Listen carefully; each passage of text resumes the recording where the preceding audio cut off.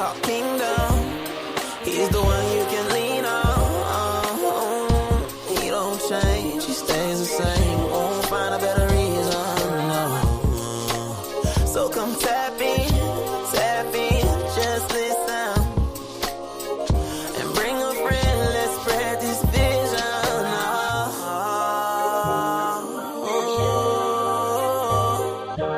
Let's talk kingdom.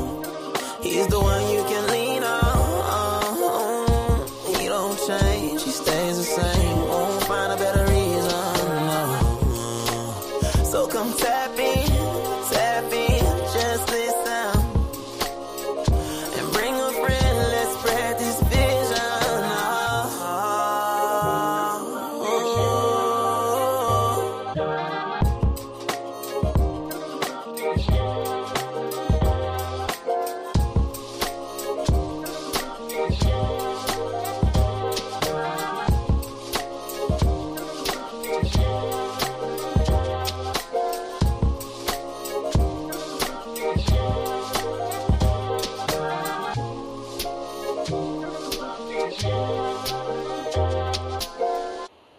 And shalom alaikum to each and every one of you. Rather, I'd like to say Shabbat shalom to you. And I think that there is a lifeline in understanding the element of Shabbat shalom.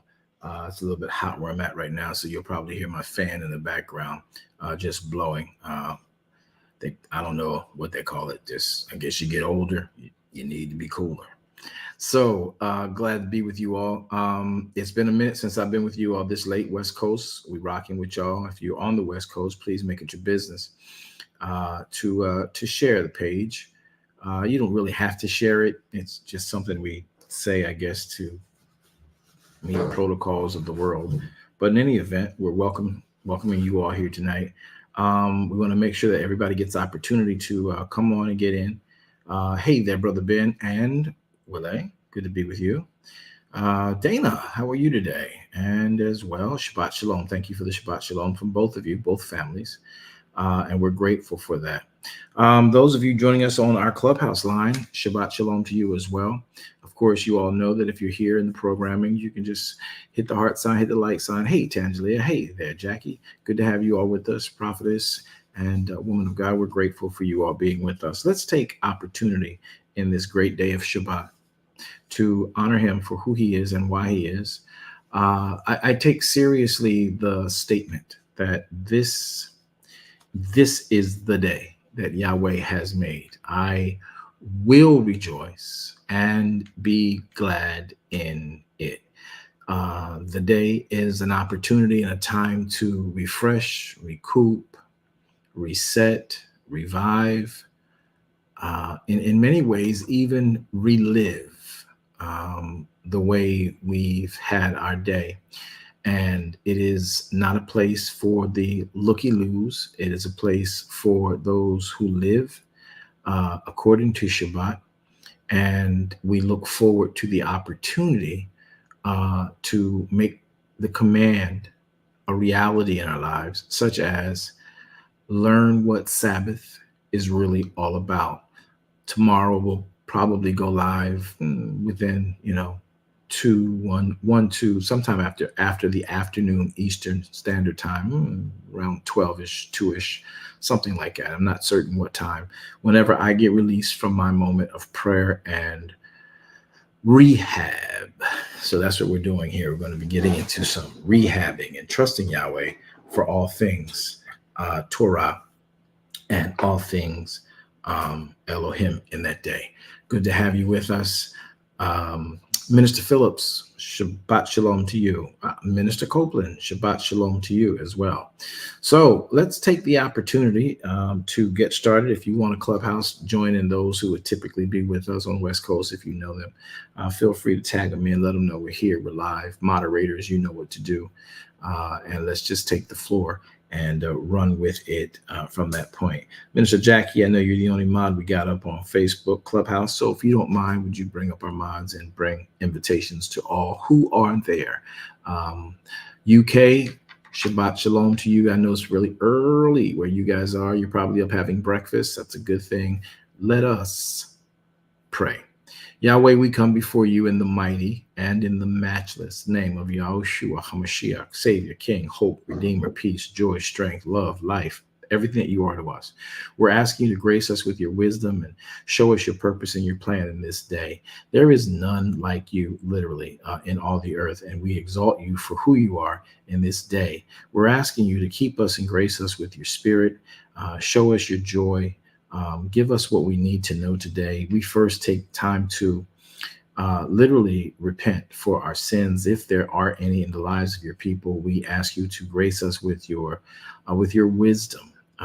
This again is that day, that holy day that Yahweh you have made. It is our will to rejoice in you and be glad in you. We want to know you in the rightness of your spirit, in the strength of your joy, and the hope of your peace. We do trust and know that there are all things of you that come. Nothing comes to us other than by way of you and your provisions. We may not know how to handle them all the time. We may not know how to measure them out rightly all the time, but we do trust your way, your will in this hour and in this time. So we extend ourselves to you, and we thank you for who you are in our lives. Now, there is nothing greater that we want than your presence, your spirit, your joy, your strength, your grace. Help us today. Cause us today to walk in a way that is you and you alone. Everything and every time we turn our head, our hope, our peace to you, we simply trust that you already have us covered. We come to you in what's known as prayer. We've come to understand you from your intention that prayer is an open, honest conversation with you in a day you look for us. So we're here now seeking for you. We're here now trusting in you. We're here now needing you, hoping to experience you, trusting and believing all things you, and being comfortable with you. We repent. We don't even, in many cases, know why or what, but we do. We repent and ask you to grace us with your salvation. There is nothing like your salvation in all the world. And to know you in the space of salvation is the grace of you we seek. Help and hope, joy and peace, strength and love. We aspire to know you. It is but your blood that cleanses us from the folly, the foolishness, the pettiness, the sarcasms, the falseness, the fronting, the veneer we put on, acting as if we are so much deeper in you than we may truly be. I know I repent. I just don't want to be on the wrong side of you. And I know oftentimes I can walk away from you and let my light not shine as brightly as I think many would prefer. But I'm grateful to you that you've given us life and you deferred death for many of us. Your mercies are new every morning for me and you. I'm not sure about others. It is still that morning hour, the morning hour of the Shabbat, the Sabbath, the day of rest that you've asked us for, the day that we come seeking you, searching for you. I need you. I don't know what to do without your guidance. I know how to live in this world according to the world standards and the religious standards and the doctrinal, denominational standards. But I'm finding in every day that kingdom and your kingdom, the kingdom of heaven, the kingdom of Elohim, that was created by you, Elohim, is far deeper. So today,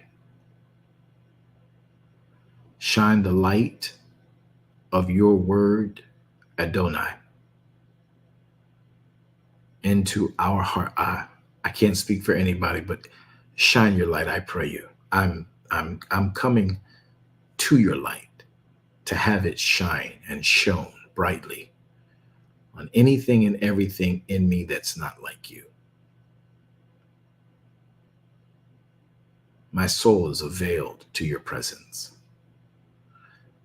And I take opportunity to repent for not always taking that seriously.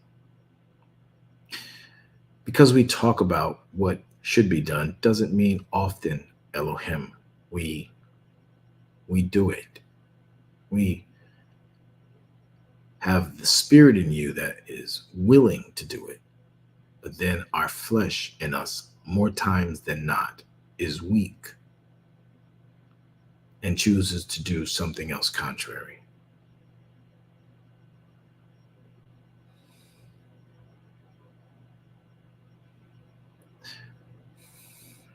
We're foolish. I'm foolish when I do that.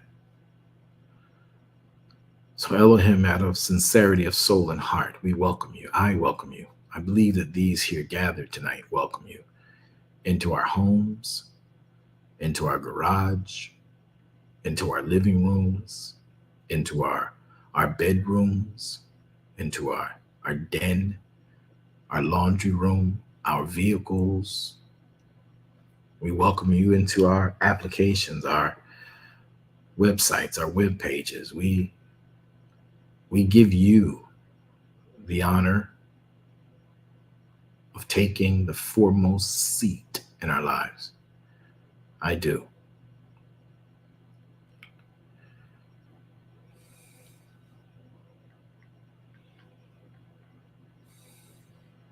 Thank you. Thank you for your presence. Thank you for a way to approach you and not be thrown away by you. I remember your promise to us that if any man sought you and came to you while they were yet alive, you would in no wise cast us away. I, a human of dirt, clay, water, your spirit, your handiwork, your creativity, come bowing before you, prostrate in spirit, prostrate in soul, laying my forehead at your feet, my chest to the ground in which you stand upon, abasing myself as dirt from where you drew me, where you drew us all from. Elohim, our souls desire you. To some, it's a game, or maybe not a game, but to some, it's just a thing we do to occupy our time because we've committed to keeping Sabbath. I need you.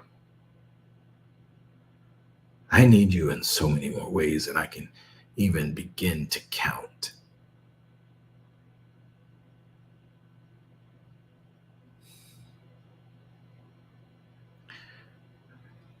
I need you to reset me. I need you to recenter my focus. I need you to re-strengthen my heart, my soul, my body, my mind. I simply need you. I really don't want to even attempt life without you.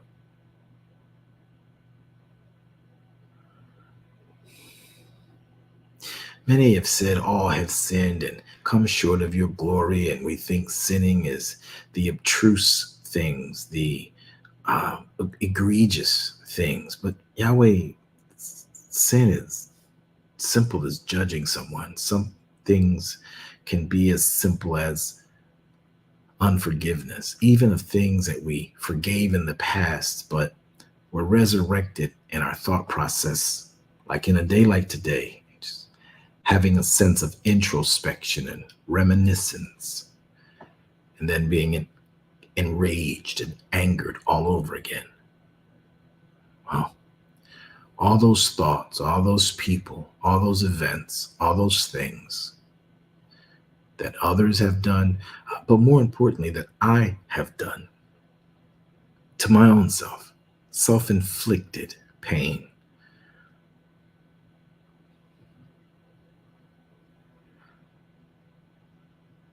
I need you every hour. And sometimes I feel like I have the ability to do whatever I want. And I should never have taken or approached life in that way. I didn't give myself life. You did, Elohim.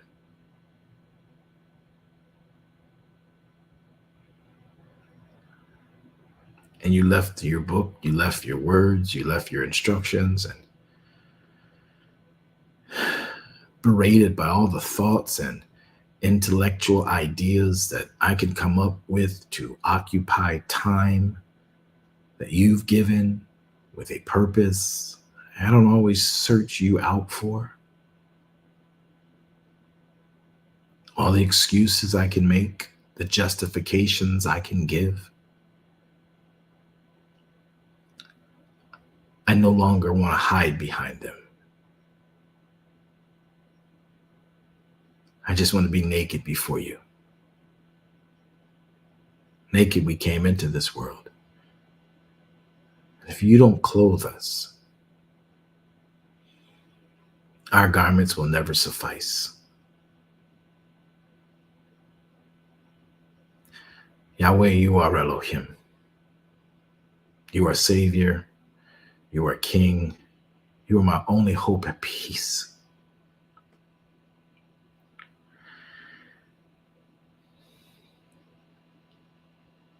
I need you.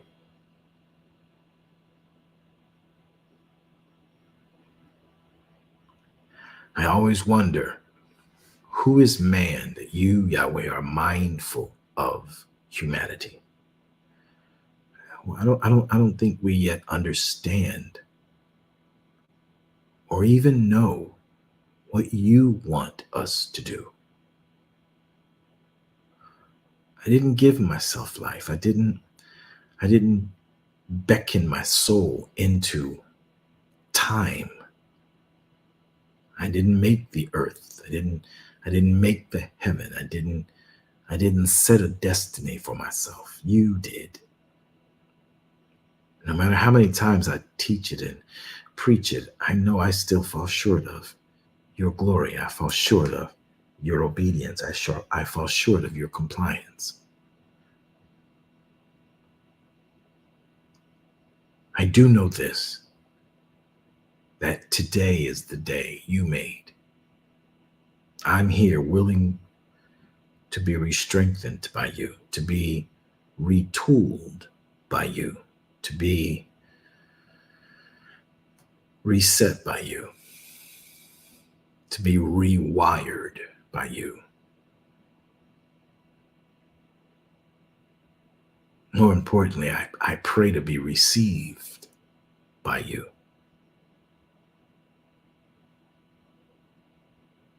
All that I am and ever hope to be. What I am, I owe to you. What I want to be, I need you. And I now only want for my life what you want. So I don't know what it is. I'm confusing issues by thinking that my sole job is to share what I know of you. That's everybody's job. Can you please show us, each of us, who have gathered sincerely to know you and embrace you? Can you please show us what you would us to do, how you would us to live, where you would for us to be, what you would for us to do?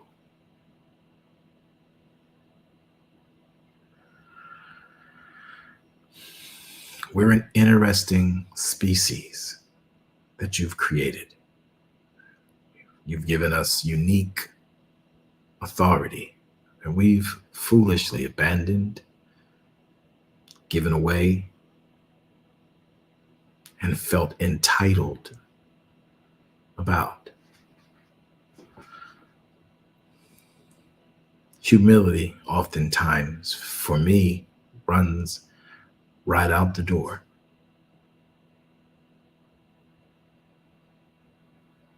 I don't just want to talk your word,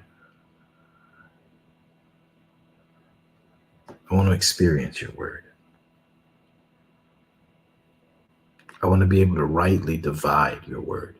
Not for the sake of sharing with people verbally, utilizing a concept of hyperbole. I want to know you.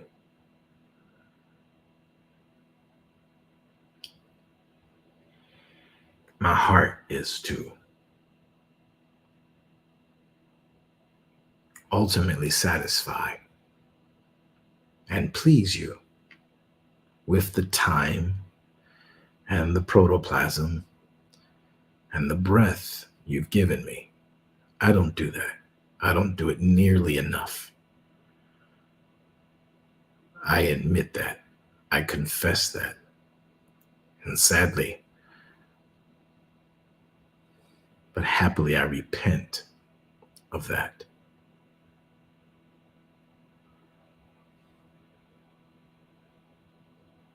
Of all the things I've experienced and learned about, I know that there is none like you. None like you. You've given us a mind to fathom ideas. I give my mind back to you. Definitely in this moment. And I am just about certain that once I go to bed and I wake up, if I don't acknowledge you, and that's always my prayer, that's always my shtick, that's always a thing I do. I don't want it just to become mundane and just an action. I want it to be more sincere. I'm going to work on that.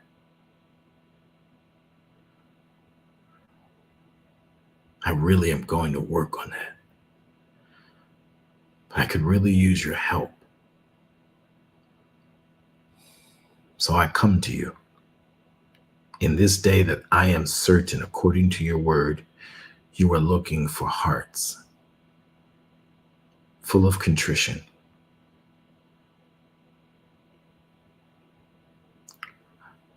broken hearts, broken spirit, willing to be remolded by your hand.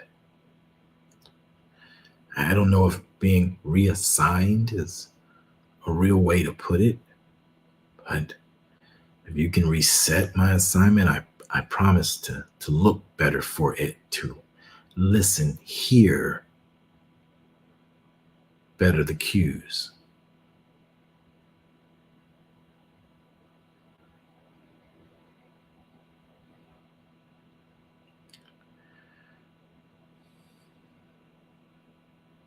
The term nothing without you doesn't even fit. It's just become a coined phrase. There literally is none like you.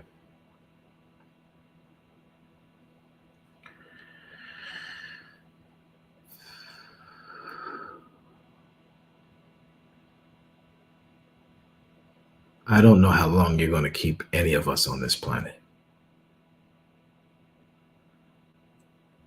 but I am hoping that when you call my number, and I pray sincerely for each person in the sound of this voice, in the sight of this broadcast, that when you call us, we'll be able to hear your call and know it's you calling,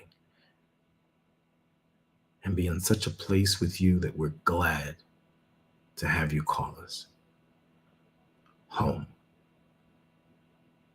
And conversely, we want to be in a place that when you call us in life to live, we hear you. I want to hear you and know what you mean. Therefore, know where to go.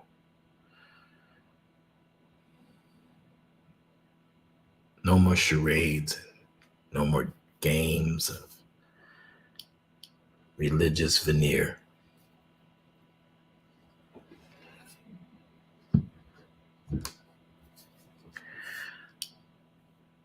Truly desire to put my life in your hands. If it's not in your hands, then it's nowhere.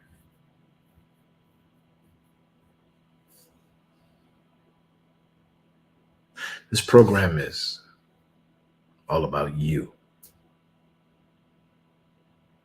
And we avail ourselves to hear from you. It's not a game, it's not a show. It's an earnest seek. We're here, some of us as sincerely as I know and believe that I sit before you now.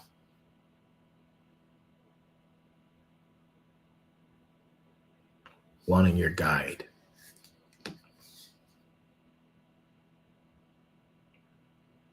I know you already know many people call us weird, crazy. Some even call us stupid for believing as we do. That you hear this prayer and that you're here with us. Some of us want the extreme and the extravagant and the glory of you to fall and show us and move us. I just want you to feel me. And if you feel us, we'll move. But we'll move with grace. We'll move with excellence. We'll move with purpose. We'll move intentionally. We'll speak intentionally about building your kingdom. This flesh, Yahweh, you know, only because you sent Yeshua, you made a body to have a witness and an idea of what we struggle with in this flesh. With all of our thoughts of our purported knowledge.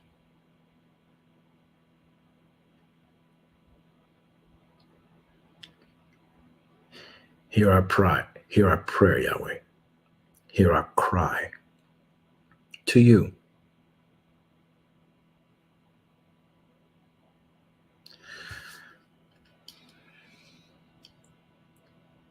Like me, many of us love you. We really, honestly, sincerely don't know how to do what we read your word say to do. We think we understand you. If you don't help us with what we think we understand, we're going to be off the mark. So tonight, in this Shabbat, we press into you. You want to speak to us as we open your Torah, and we just fill ourselves with your instructions.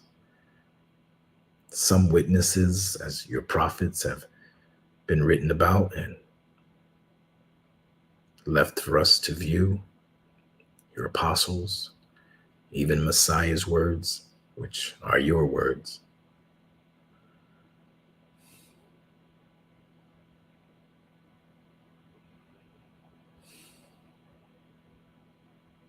Please help us. Help me.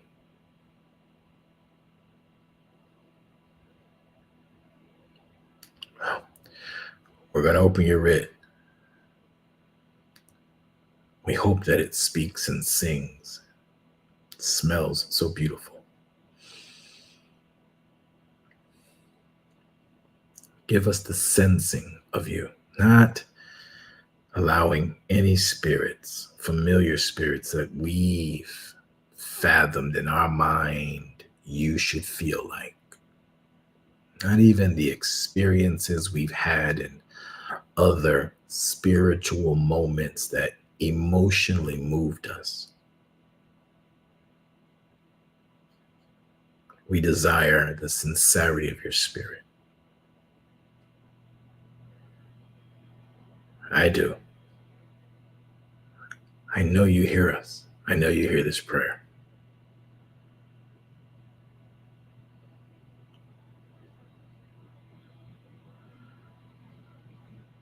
We just hope to hear you.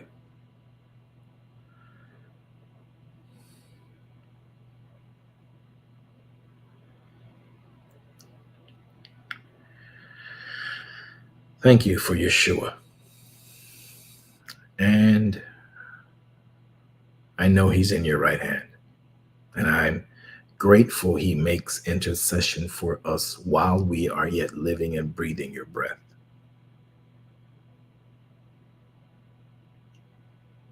So we don't take this moment lightly.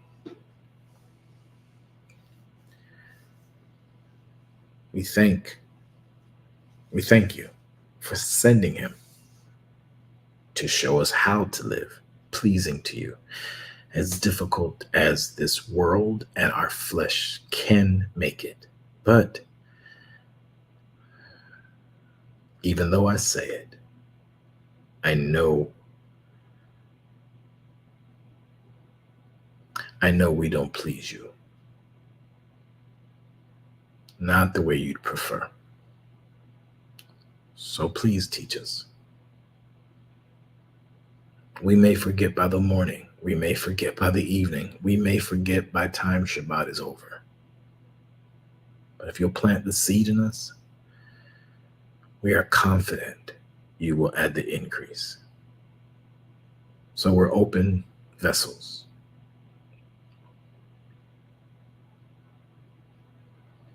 Gathering in the secret place. Knowing we're under your care and your cover, your wings. We're trusting in them. We even want to trust in them. We don't even really know what trusting in you is all about. We got an idea of human intellect about trust, but we're here. And we're just going to dive into you.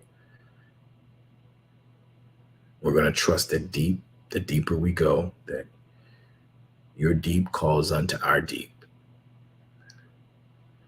Your spirit of your word bears witness with our spirit to worship you, to obey you, and keeps us afloat in this sea called life.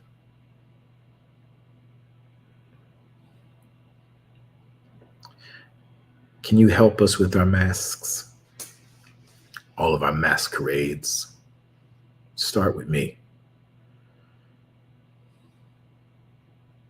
Please. And anyone else who truly wants to have a demasking moment in life before it's too late and life is gone.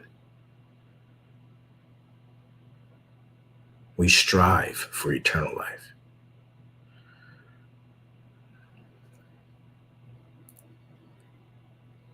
Thank you for hearing this prayer. Thank you for visiting us. I'm going to start to read your words. I'd be so grateful if you would take over, because I know you can teach and talk to each person. Please talk to me. Help me to tune in and hear you. Help us do the same.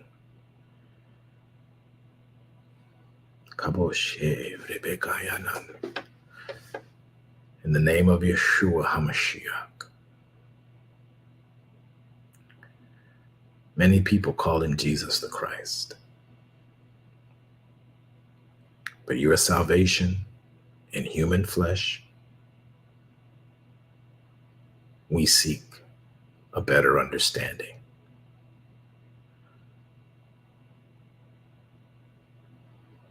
Thank you for the way. Thank you for the door. Thank you for the truth. We need help deciphering it.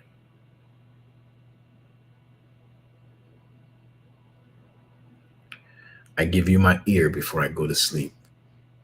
I give you my eyes before I go to sleep. If you want to use my voice before I go to sleep, if you can use anything in this place of these gathered students,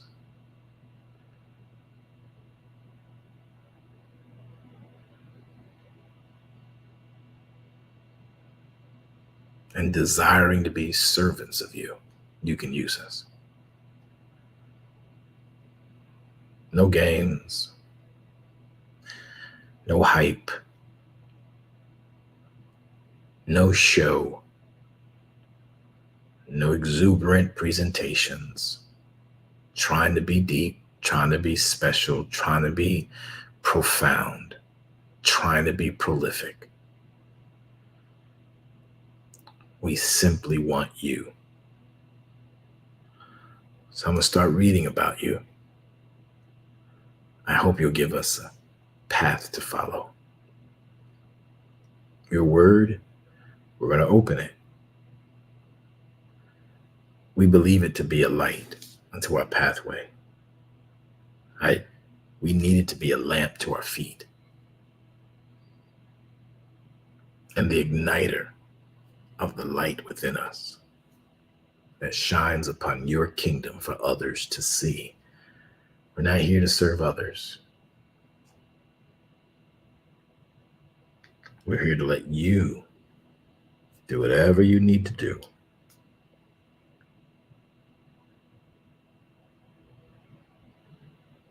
No one on this planet can make me doubt you.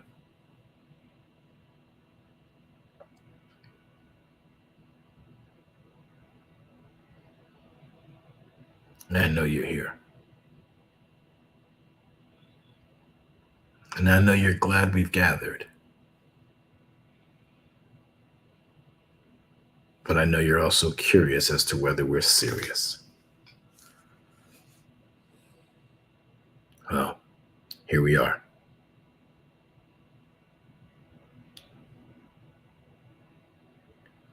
I'm sincerely here to learn of you.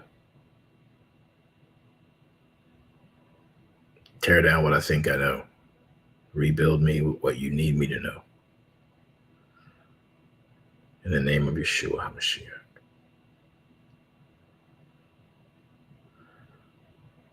Thank you, Ruach HaKodesh.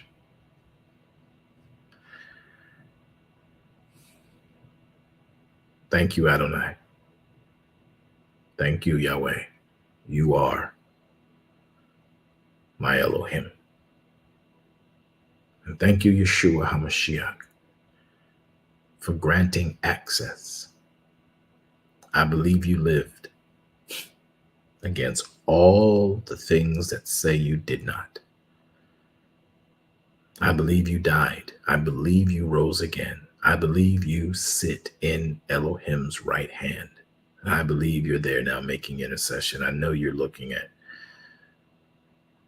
all who can gather before the Father. And Yahweh, I know you're looking at our hearts.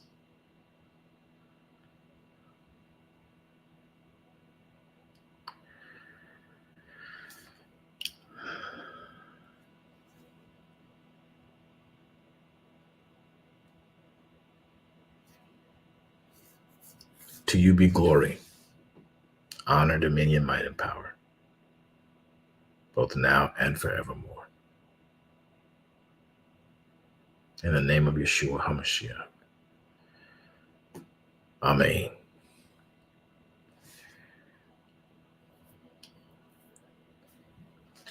Alleluia. Well, for those of you who are still awake in the continental US of A, and those of you who are awaking in the other countries of the world, we welcome you. I'm going to ask everyone to put off all of our religious airs. I'm going to start as well. I'll lead that myself. I don't want to play resident theologian. I want to give that seat to Elohim.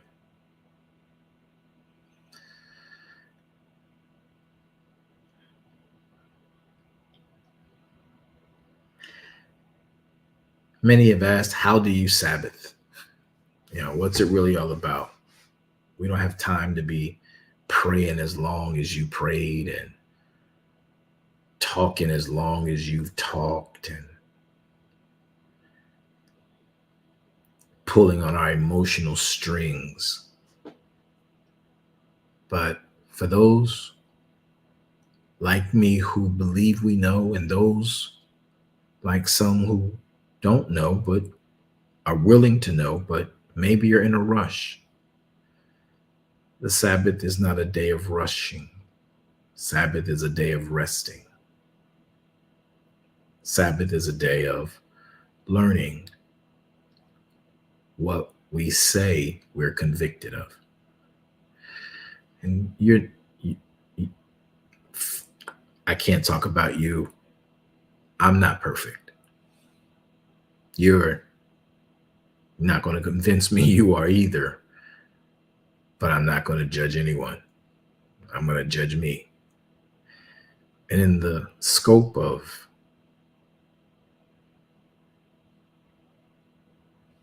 learning him, it has to be a delight. It has to be an honor.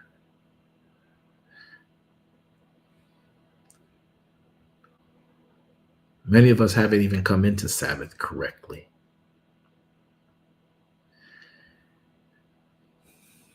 There's no one holding you accountable to the commitments and the commandments of Elohim, the commitments you made, I made to his commandments. No one holds us accountable to that in the physical realm with any real sense of authority except us. And if we would be honest with ourselves,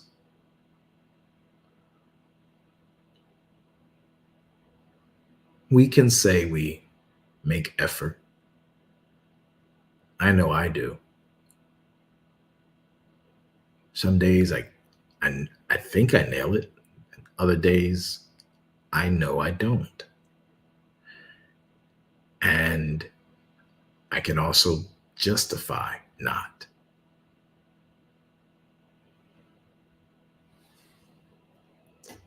I don't want to find myself any longer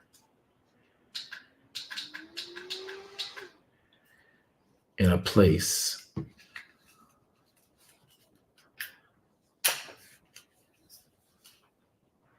of displeasing the Father.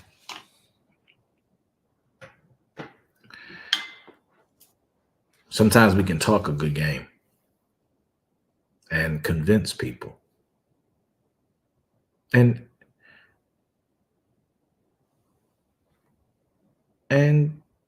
yet believe.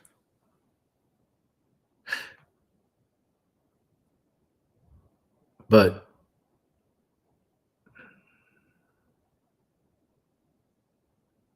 committing to it,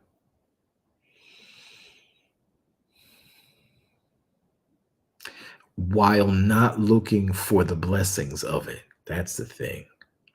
Some I know I'm guilty of it, only submitting and demonstrating submission to it because I'm looking for the blessings. I'm looking for Elohim to bless me now. It's what I want to see. Many of us are that way.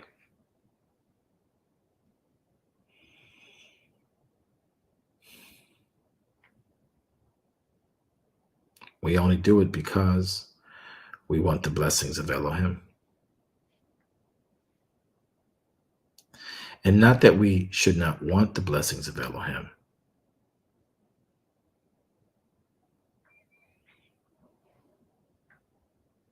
but because we want the blessings of Elohim, which is an indictment. We want the blessings so we can live in a way that makes us feel good and makes us look good. But Yahweh wants to empower us not to feel, not to look, but actually be his good via his righteousness. And if we be about what we say we're committed and convicted to, then we will feel good and we will appear what we are.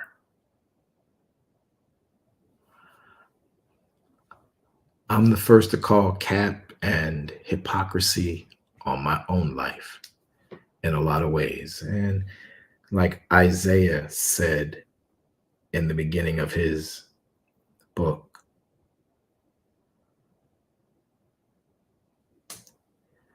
you can even appear to be more righteous than most and really be more righteous than most, but in the grand scheme of it all,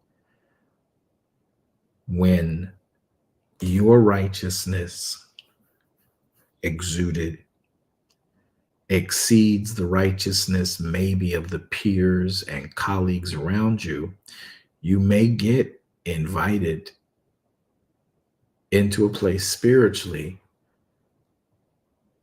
and feel some kind of way about it, strong and high and lifted up. But in the grand scheme of things, like Isaiah, once you get into what his righteousness really looks like,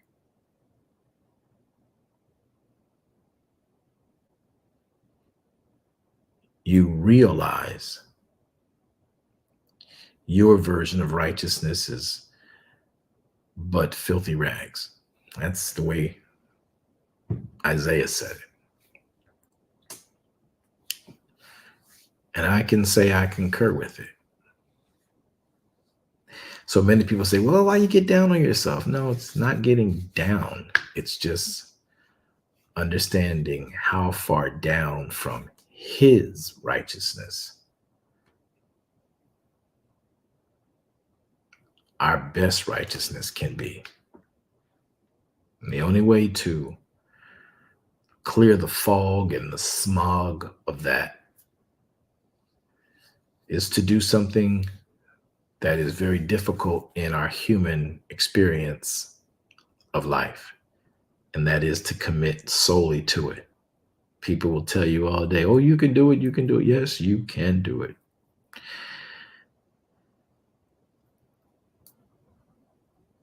But it is very clear and true that oftentimes we end up doing it our way, and that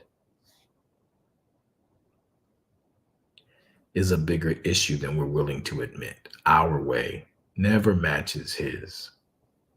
Even if we have his words, like Israel, we still, in a lot of cases, I'm guilty, end up doing it the way our mind has convenienced it to exist, to be. to operate. That's why I love Sabbath. I take it seriously.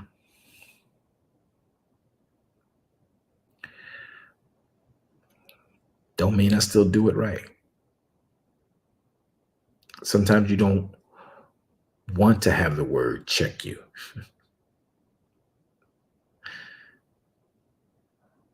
Other times we say it, we say it real good. We talk real good. But to build as best you know how, and then to see by the instructions, you're still shy of that mark. You don't, I don't, because I know y'all not like me. Y'all probably got it all together. I know y'all probably all of y'all got it together. Y'all just, and I'm not being funny. I really believe you guys probably do this better. And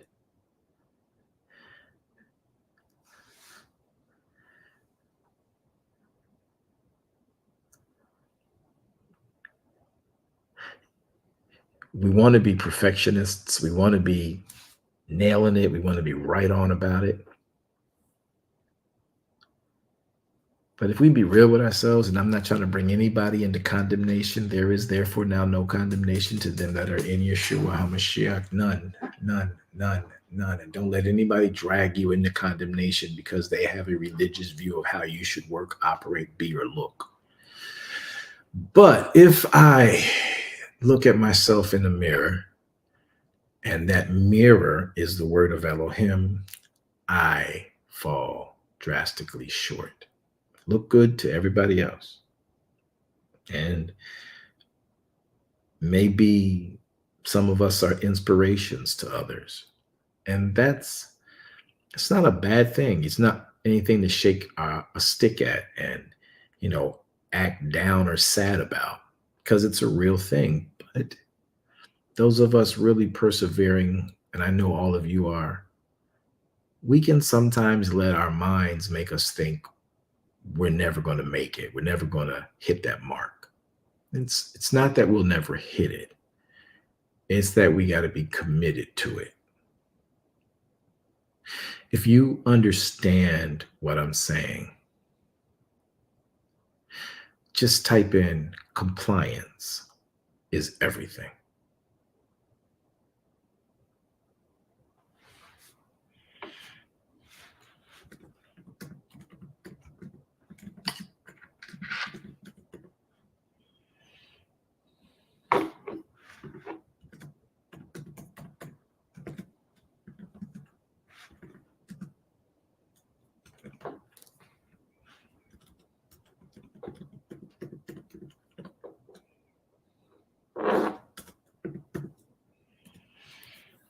Took me a minute to spell everything. I just forgot how to spell it. But compliance is everything. It's good to see that some of you, most of you are seeing that, embracing that, and looking at that. So let's talk about what it is to comply with Elohim. And again, I'm not talking about the veneer of religiosity, the veneer of the apostolic, the veneer of the holiness, the veneer of the Baptist, the Methodist, or any splinter, fragmented runoff of Christendom. I mean, what does the word really say and require of our compliance? Because many will say we didn't and don't live in those times. And there is a great deal of agreements you'll get from me that we don't live in the times the instructions were given to Moshe. However, we cannot hang our actions on that statement. We don't live in those days. The word never changes. Eras and dispensations of times are changes, but the word is constant. And in the dispensation that we presently live, in the era, ERA, of time we presently live, the word of Elohim is consistently the staple, the grounding, the cotter pin. And oftentimes we use the excuse and we can weasel out and justify ourselves with it. But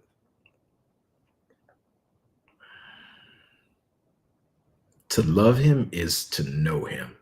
And I'm really concerned about how much I love him. That hurts saying it because I really love him.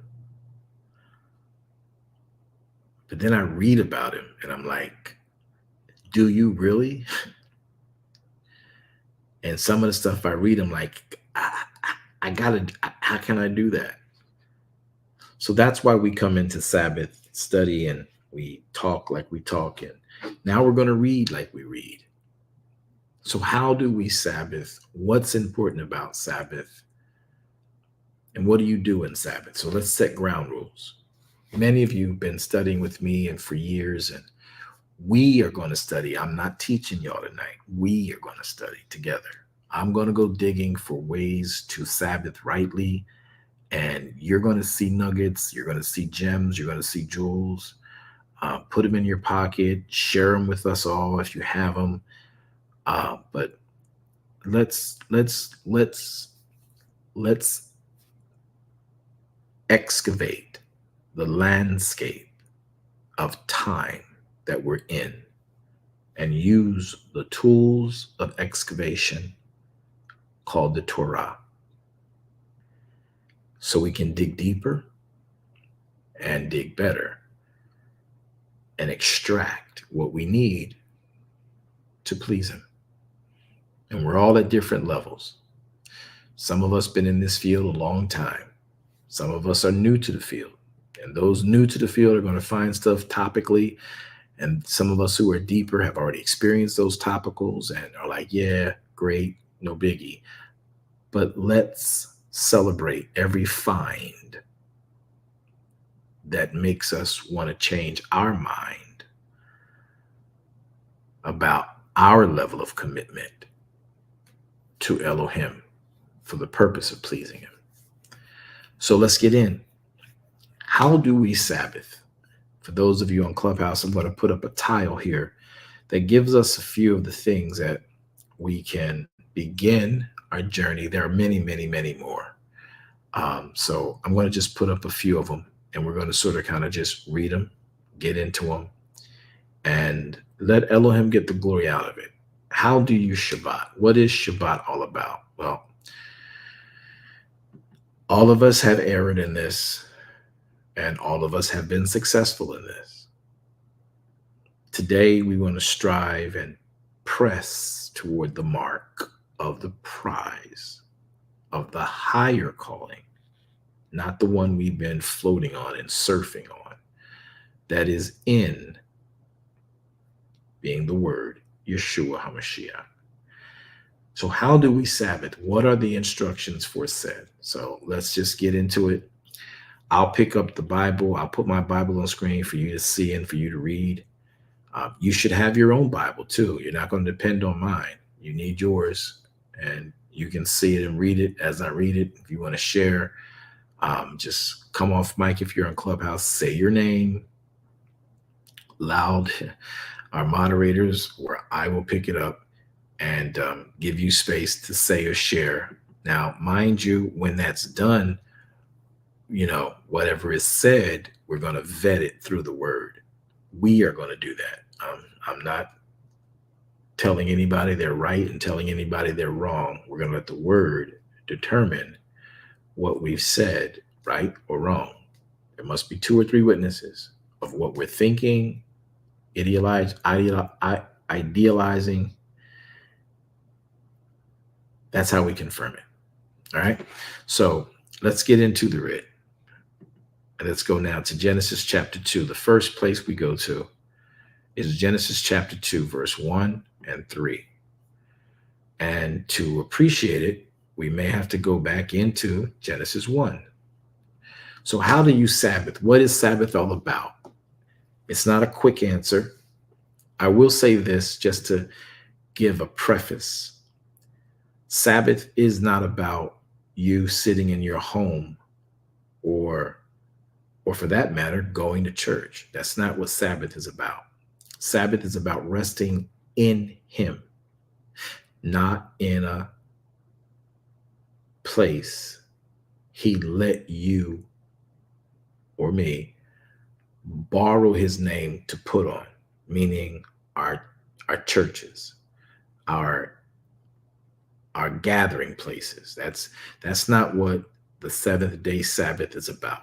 It's not about us also under the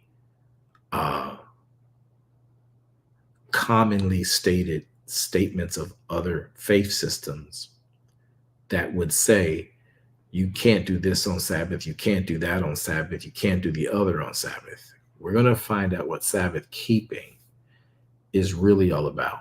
And the Torah, along with the prophets and Yeshua and his apostles, have left us very clear instructions in a myriad of places. I just selected a few here.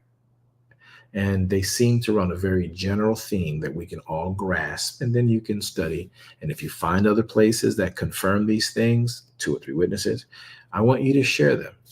I'm not going to sit here and just be teaching to you. We are going to study and earth these things out. And many people say, well, you've taught this before. You've done this before. I do it every Sabbath because each time I lift the shovel of the Torah, I lift the axe, the pick, the sword of the Torah, I find that the roots go deeper than I initially thought. So let's get into it. How to Shabbat. Genesis chapter 2, verses 1 through 3. Read, thus the heavens and the earth were finished. The word thus indicts that there was a conversation that chapter 2 is picking up off of and carrying us into a narrative we need to view. So thus the heavens and the earth were finished, and all the host of the heavens and the earth. Now, to understand verse 1, you really got to read chapter 1. To understand chapter 2, verse 1, you really have to read chapter 1 to understand what the heavens and the earth being finished and all the host systems within them looks like. So verse 2 goes on to state, and the 7th day Elohim ended his work, which he made, and he rested. That word rested in chapter 2, verse 2, as we already know, is the word Shabbat. That's the word from the Strong's Dictionary for the word in the Hebrew language for rest. It is in the indexing of the Strong's, very confirmed indexing.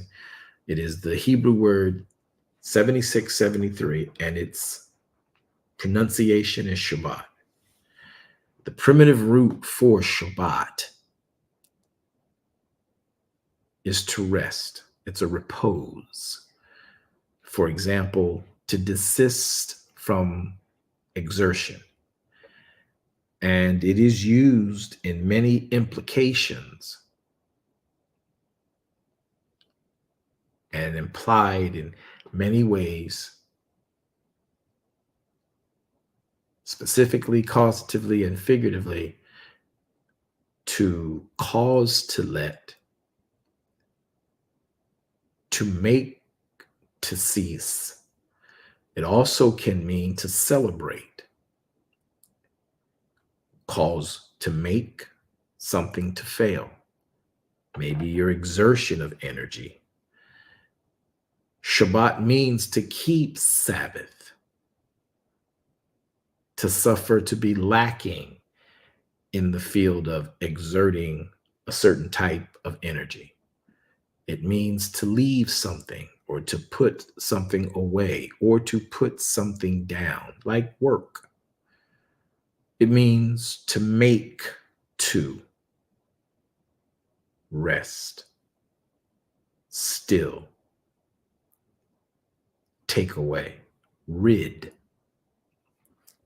So, verse 2, Genesis chapter 2, verse 2, and the seventh day Elohim ended his work which he had made, and he Shabbat on the seventh day. So now you're learning why we use the phrase Shabbat.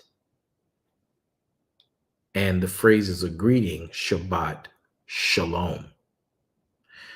Shalom is very important because when you repose from exerting your own energy and exerting your own strength, Yahweh told us very clearly, success in this earth is not by your power. It's not by your might. It's by his spirit. And the Shabbat, the time where you've rested in him, leaned back in him, come forth from him, there is a element of shalom. Shalom is not just a modern day Israel non-Hebraic way of saying hello, like we would say in America, or I don't know all the greetings in all the languages. It's not a typical salutation.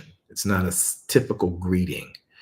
When you speak shalom over someone's life, you're speaking what I'm going to put on the screen, and you're speaking from Elohim's desire in the word shalom to speak this over a person's life. So shalom from the Hebrew is the words of 13 attributes. They are blessings, harmony. When you say shalom to someone, you're saying, I'm praying harmony over you. I'm praying wholeness over you. I'm praying health over you.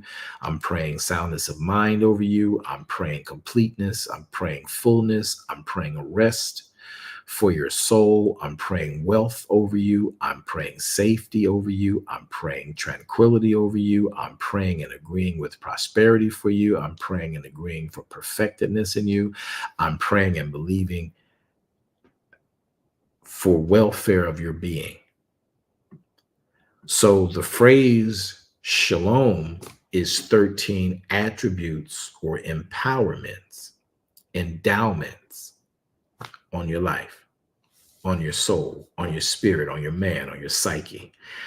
But the phrase is not a phrase without the word Shabbat. So why is it on every other day we can say Shalom Aleichem, Shalom be unto you, and then someone might reply Toda, meaning thank you, and then say Aleichem, Shalom. So in days 1 through 6, that is the typical greeting, and it may go further. Boker Tov, have a good day. Boker Tov. But why is Shabbat Shalom only said on Shabbat, on the Sabbath, on the seventh day? Well, it's found here in Genesis chapter 2 in part, and we can expand later. So on Genesis 2:2, on the seventh day, Elohim ended his work which he had made, and then he Shabbat on the seventh day, meaning he reposed. He also celebrated.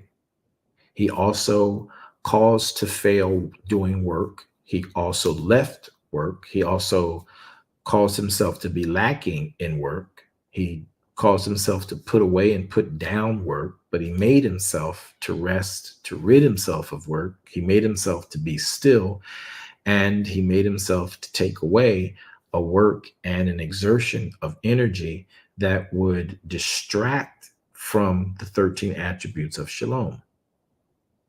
So when Elohim does this in verse 2, he ended his work which he had made, and he rested. He Shabbat on the seventh day. He does not rest on day 1.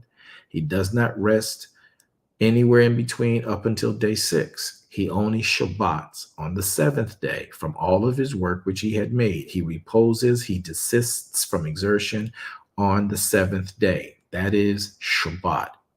And when shalom is applied while you're working, it aids you in right then working, right then exertion of energy. But when he speaks and you speak shalom in Shabbat, it's a stacking up of these attributes: harmony, tranquility, wholeness, soundness of mind, wealth, prosperity, health, safety, completeness, fullness. So when you are getting a greeting and a agreement of shalom from man in days 1 through 6, it's an aid that you're going to exasperate almost right away because you're still working, you're exerting, you need the shalom, right? But when you are in Shabbat and you're taking in a Shabbat shalom greeting, you live in a voice activated kingdom. This is, if there's any time you can use another saying to another, the term intercession, I'm agreeing with you that Yahweh has shalom for you, and Shabbat shalom, a resting infusion of shalom, is what we're praying and hoping you can receive and you are in agreement with, and thereby I'm in agreement. So shalom in the Shabbat is different from shalom in the 6 days of working. Somebody say it's different. Type it in. It's different. I'll do it so y'all don't think that I'm trying to force y'all into it. It's different. Right? I'm a little slow tonight. Y'all gotta work with me. It's different.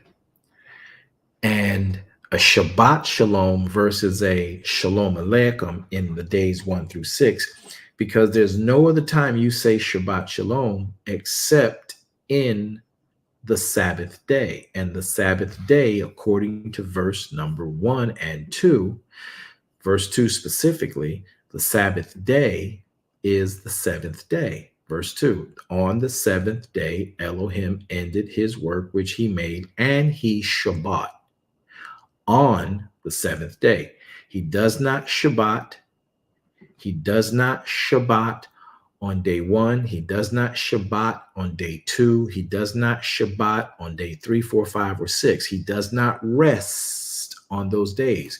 You and I are not supposed to be resting on those days. I didn't make this up. You're going to read this in the writ. He tells us by command, 6 days shall a man work. You don't rest days 1 through 6. You rest on day 7. Those 24 hours will refuel you, reset you, reguard you, rewire you, re-strengthen you like none other. And when you speak shalom in a posture of rest, in a posture of compliance to his command, the infusion of all those 13 attributes hits different.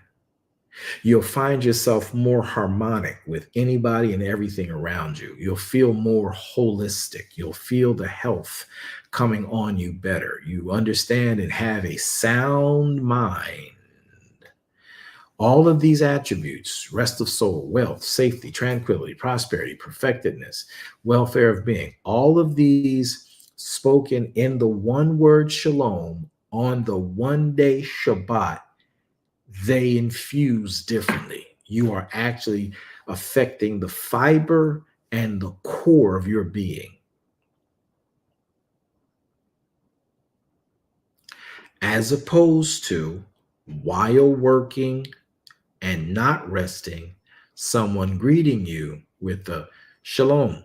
Whatever in shalom you need while you're working, I pray Yahweh pours on you, through you, and it helps get you through your work.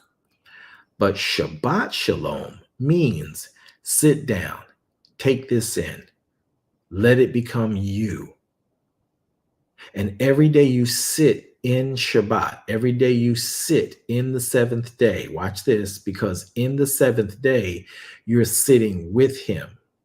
I am of absolute certainty that Elohim is with any of us right now who are seeking him for the knowledge of who he is, and you're resting in his arms. And now, when we speak Shabbat Shalom, as I'm speaking it to each and every one of you, we are igniting that with our voice in this earthen realm, because everything made in the earth is made by voice activation. It's made by the word, and the word is emitted from our voice, from sound. And the words spoken, Ruach HaKodesh, hastens to them to perform them. So I firmly believe, and this writ gives the indictment, that when we speak Shabbat Shalom one to the other, we are speaking harmony over your life while you're resting. It won't be used up. It's being stored up. There's a difference. It won't be used up instantly. It'll be stored up. And if it's stored in you, then it's fortifying you.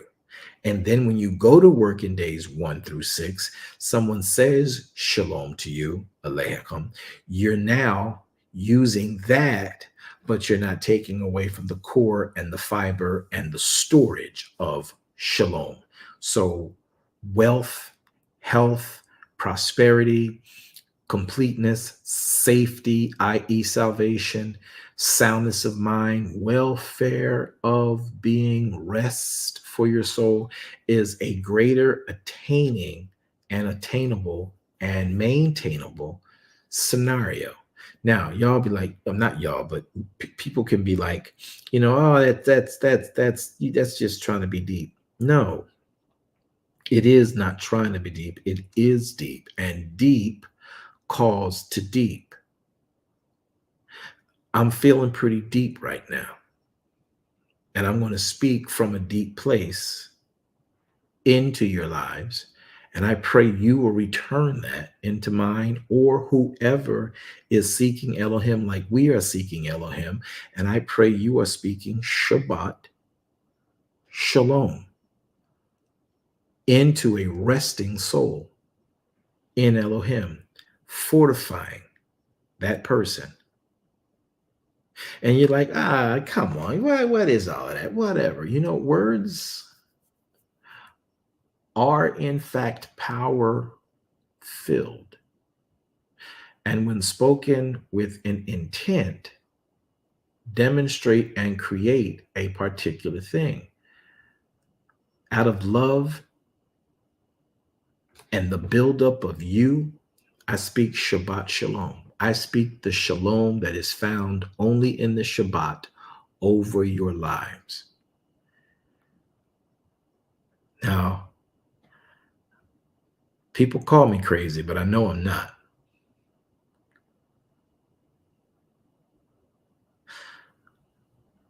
It's something you got to absorb in the Shabbat. There's no other day that you get to say Shabbat Shalom, because it's only for the seventh day of rest. And we know by calendar drift that the Sabbath, the day of rest, isn't every day, isn't any day, isn't even the person Yeshua HaMashiach. It is, in fact, Friday at sundown on the Gregorian calendar until Saturday at sundown on the Gregorian calendar.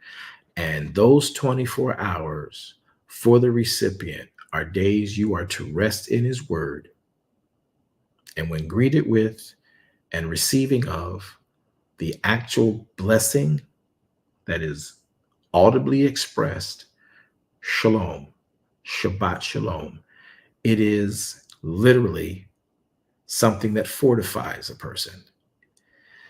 And it brings me great comfort and joy. Let me get back into this before y'all think I've strayed off and gone the wrong way. Look at this closely.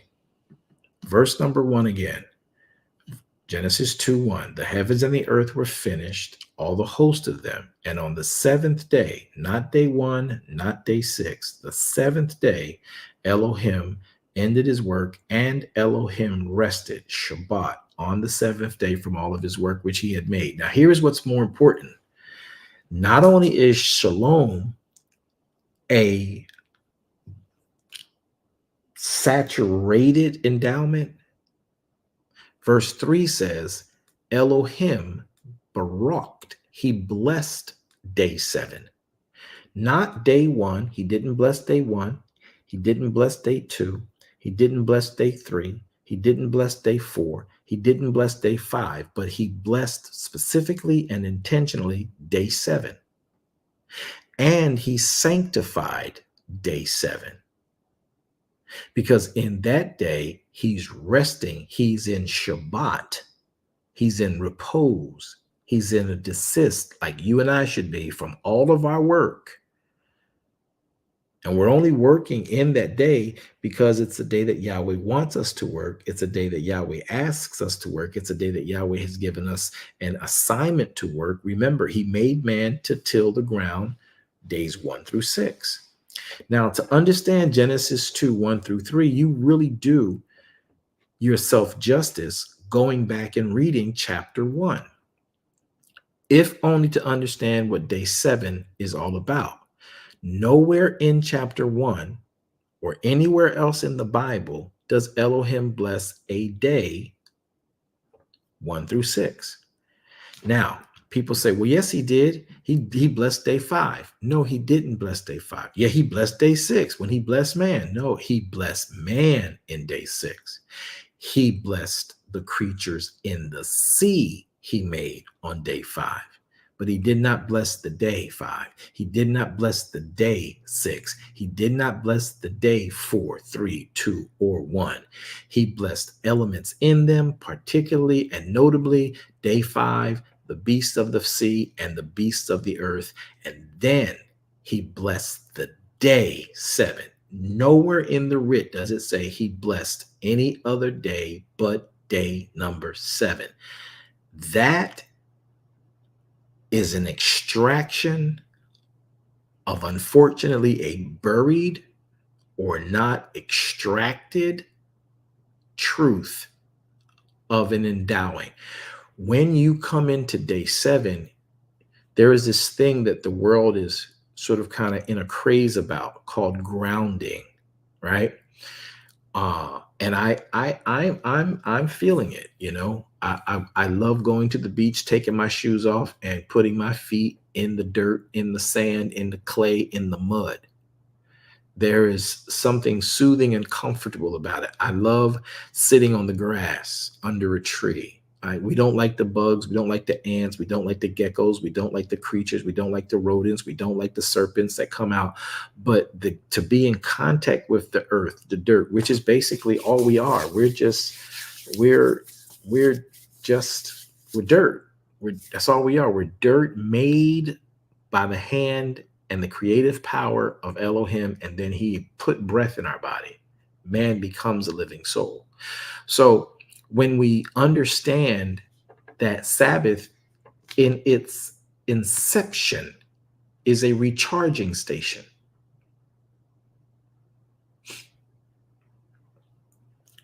Y'all think that Steve Jobs or Edison or whoever came up with AC/DC currents or whoever came up with a charging port for electricity and a charging port for your phones, your laptops, your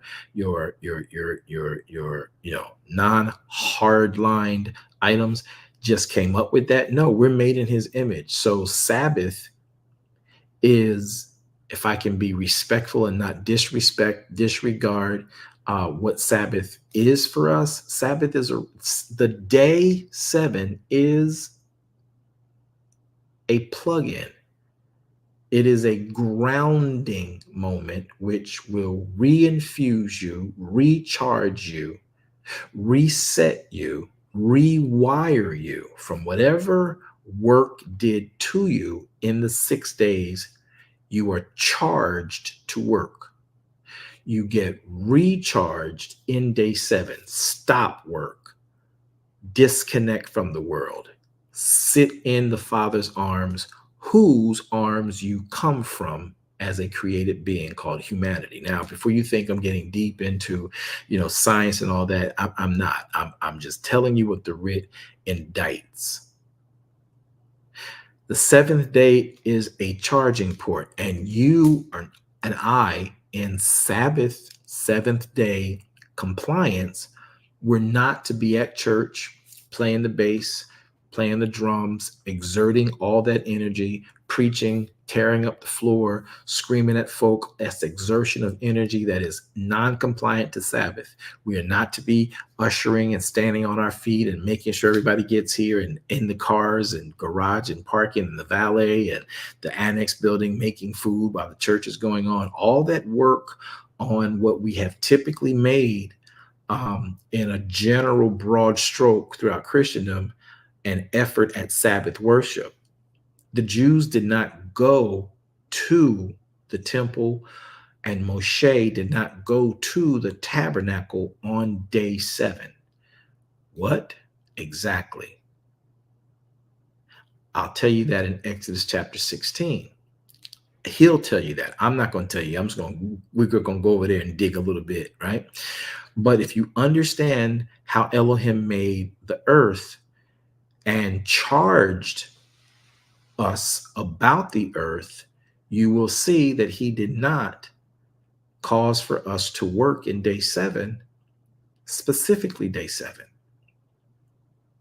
Now, this isn't a common dialogue for most believers in he who hung on the cross.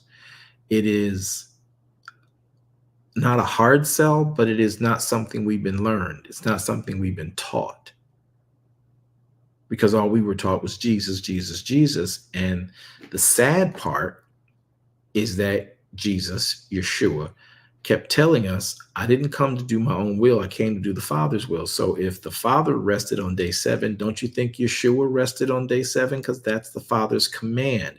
6 days shall man work. The 7th day is the Shabbat of Yahweh. So Sabbath is a recharge for us all.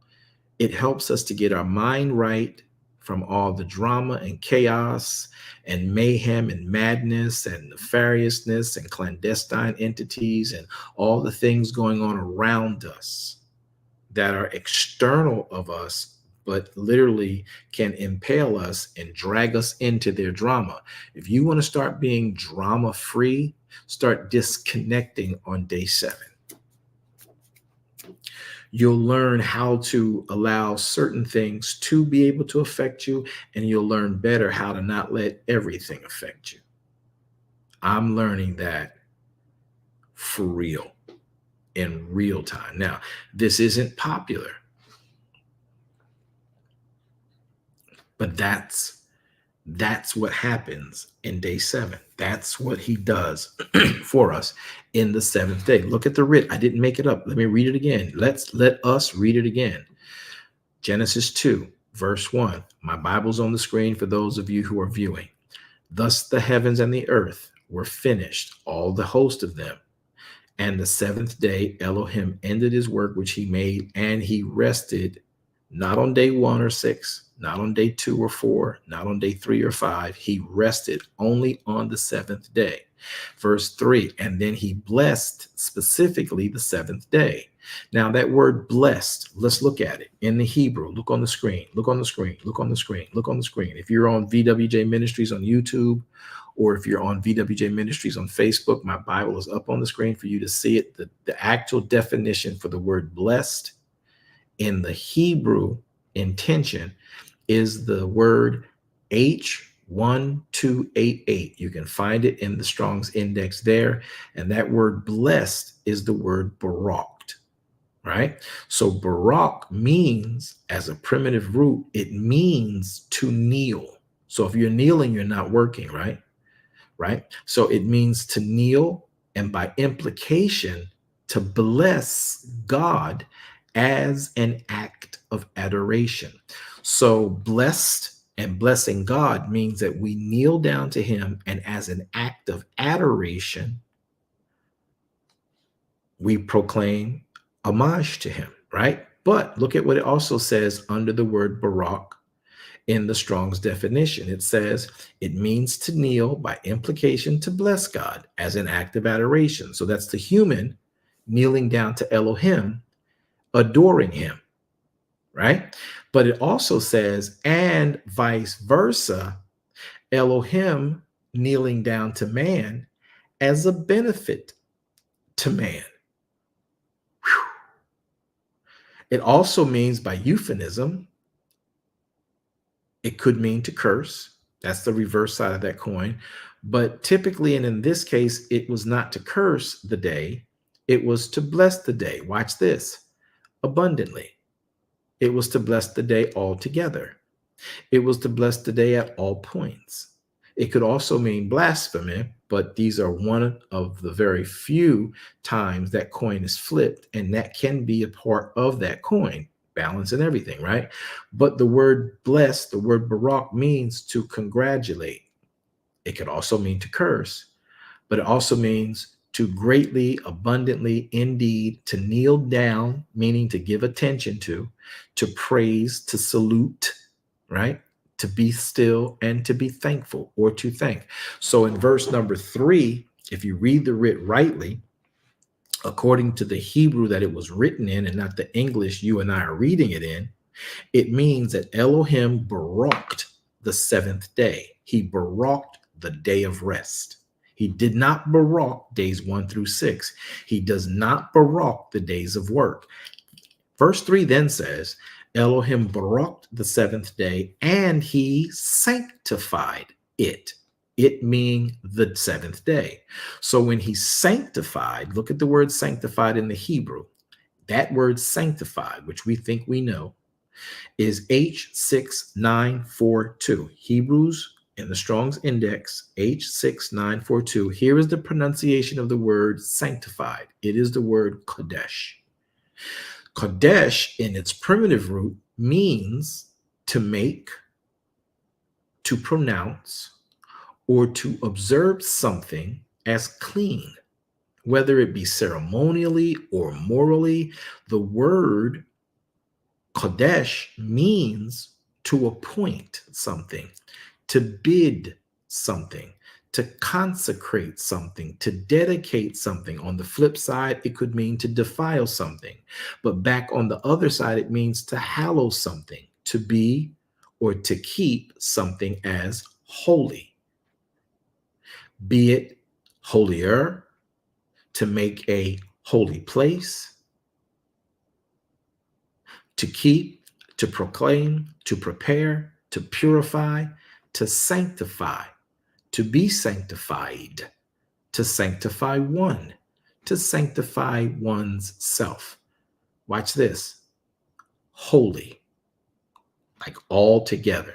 So in the term, in the word Kodesh, being sanctified, you're pronouncing and observing something as clean, you're appointing blessings, you're bidding blessings, you're dedicating time or something to that day, you're hallowing it, meaning it's also clean and holy, you're keeping it, preparing it, proclaiming it to be holy, you're being purified, purifying in it, you're sanctified, sanctifying oneself in that day, holy. So in verse 3 of Genesis chapter number 2, Elohim baraked the seventh day, and he kodeshed the seventh day, because in that day he's resting. He's in Shabbat, repose, desist from exertion, from all of the work which he created and he made. So again, I want to sort of kind of bring emphasis to this because in Genesis chapter number 2, verse 1 through 3, it talks about the seventh day, the only day Elohim rested, the only day Elohim sanctified the day, cleaned it up, and the only day he empowered it with blessings beyond the shalom. So look at this now. And some would say, well, what's the blessings beyond shalom? Okay, we'll get to that shortly. But let's look at how we know that to be true. Let's go to Genesis chapter 1. Now that we've read chapter 2, let's just go back. The reason we go back is because in Genesis chapter 2, if you're looking at the Bible on the screen, the first word in Genesis chapter 2, verse 1 is thus. Thus indicts because of this. Okay, so because of what? Well, let's go back to chapter 1 and see what the because of this is. Verse 1 says, in the beginning, Elohim created the heaven and the earth. Verse 2, the earth was without form, the earth was void, darkness was upon the face of the deep, and the spirit of Elohim, Ruach HaKodesh, moved upon the face of the waters. Now, if all of you know your history, right, then we understand that before mankind had dominion of the earth, there were other entities on the earth, and you and I know it in our history books as the Ice Age, where the world was literally in ice. So if ice starts to melt, isn't that water? So by freezing the earth and then unthawing the earth is pickled in water. So Ruach HaKodesh hovering over the water and the face of the water makes complete sense, even from our own history books and from our own carbon dating and all that we have used in instrumentation and inventions to sort of kind of get how old the earth is. It makes complete sense. It fits right inside of that socket. So now let's keep reading verse number 2. The earth was without form. It was void. Darkness was upon the face of the deep, and Ruach HaKodesh moved upon the face of the waters. Verse 3, watch this, voice-activated kingdom. Verse 3 says, Elohim said, let there be light. There was light. Elohim saw the light that it was good. Elohim divided the light from darkness. Elohim called the light day. He called the darkness night, verse number 5, part B.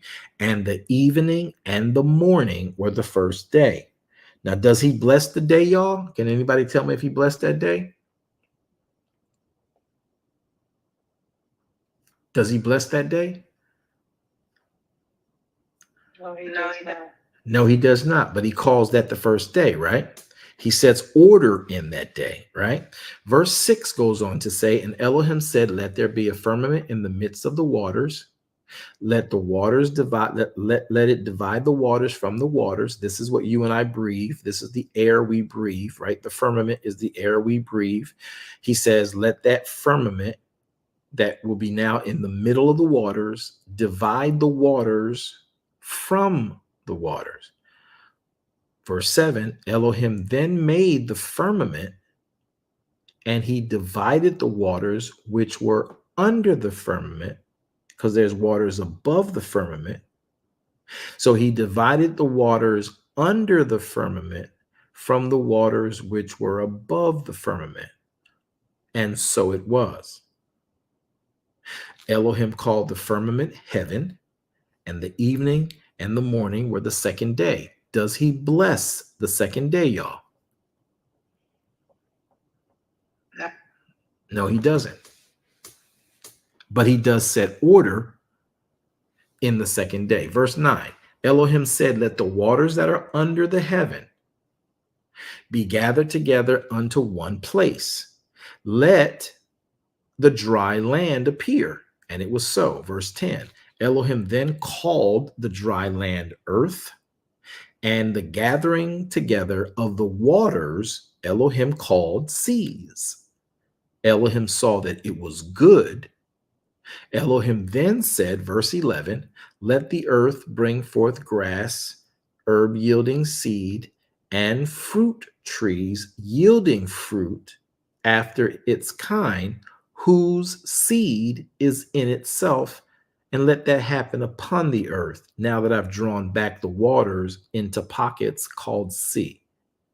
And it was so. So, verse 12, the earth brought forth grass, the earth brought forth herb yielding seed after its kind, the earth brought forth tree yielding fruit, who had seed in it after his kind. And Elohim saw that it was good. Does Elohim bless the third day, y'all?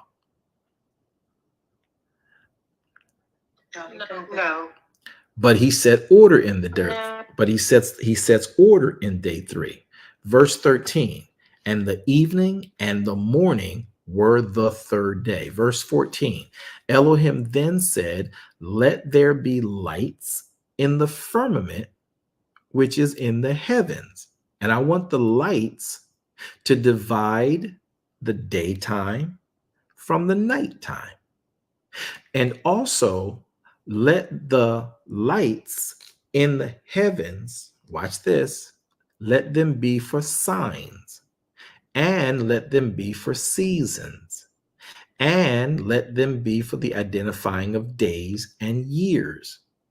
So every time you and I have a feast season, such as the one we're about to enter into, which is called Sukkah, we know that it's time because of the revolution of the lights that serve as signs for seasons, and signs for days, and signs for years. So your seasons are based on the actual lights Elohim put in the firmament. Does this make sense? Verse 15 says, and let them be 4 lights. So put the lights in the firmament, which is the water above the firmament, right? Or put the lights in the firmament, which is the arcing system of air between the waters that are the heavens and the waters that are on the earth, now called seas. Some of y'all this day old when you read that and realized what he actually did. Verse 15, and let them lights he put in the firmament of the heaven give light on the earth, and it was so.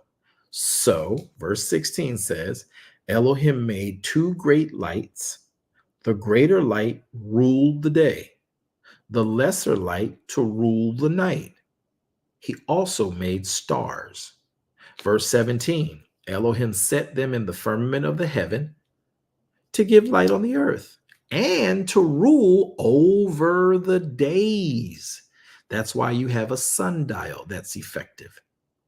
So the rule of the day, he put a light for that. And then he put another light to rule over the night and to divide the light from darkness. Verse 18 says, and at the 18, the last sentence, and Elohim saw that it was good. The evening and the morning were day 4. Now, does Elohim bless day 4, y'all? No, he doesn't. But he made a lot of stuff in day 4. Look at verse 20. Elohim then said, let the waters bring forth abundantly the moving creature that has life, and let the waters bring forth abundantly the fowl, that they may fly above the earth in the open firmament of heaven. Now, you've heard me tell you all the time that birds and fish operate on the same wavelength because they're both made from water. The chicken, the duck, the goose, the stork, the pelican, the partridge, the cat, the crow, the eagle, they all fly in the firmament, which is above the earth, because they were made from the water of day 5. And their eyes operate just like fish eyes work. They can see fish in water from so far up in the air And you and I can sit 5 feet, 10 feet above the water in a boat and not see what the bird sees right beneath us. And we're closer to it because the birds come from the water. Anybody gonna say I was this day old when I learned that? That's cool because you probably learned it. Verse 21. And Elohim created great whales and every living creature that moves, which the waters brought forth abundantly after their kind. Watch this. And every winged fowl the waters brought forth after its kind. Elohim saw that it was good. Elohim blessed them, saying to them, the winged fowl, the great creatures, the fish of the sea. Elohim blessed them, saying, be fruitful, multiply, fill the waters in the seas, and let the fowl multiply in the earth. And the evening and the morning were day 5. Does Elohim bless the day, or does he bless the creatures he made in the day? He blesses the creatures he made in the day. But he doesn't bless the day, does he? He does not bless the day. No. So verse 23 then says, the evening and the morning were day 5. Look at verse 24. This is where we have our home run. Elohim then said, let the earth bring forth the living, let the earth bring forth the living, let the earth bring forth the living creature after his kind, meaning cattle, and the creeping thing, and beast of the earth after its kind. And it was so. Verse 25. Elohim then made the beast of the earth after his kind. He made the cattle after their kind. Everything that creeps upon the earth, he made after its kind. Elohim saw that it was good. And then Elohim said, you know what? Let us make man in our image. Let us make man after our likeness, and let man have dominion over the fish, not the whale, not the shark, not the eel. Let man have dominion over the fish of the sea. Let man have dominion over the fowl of the air. Let man have dominion over the cattle and over all the earth, not the water. And let man have dominion over every creeping thing that creeps on the earth. Verse 27, so Elohim then made man in his own image. In the image of Elohim created he them.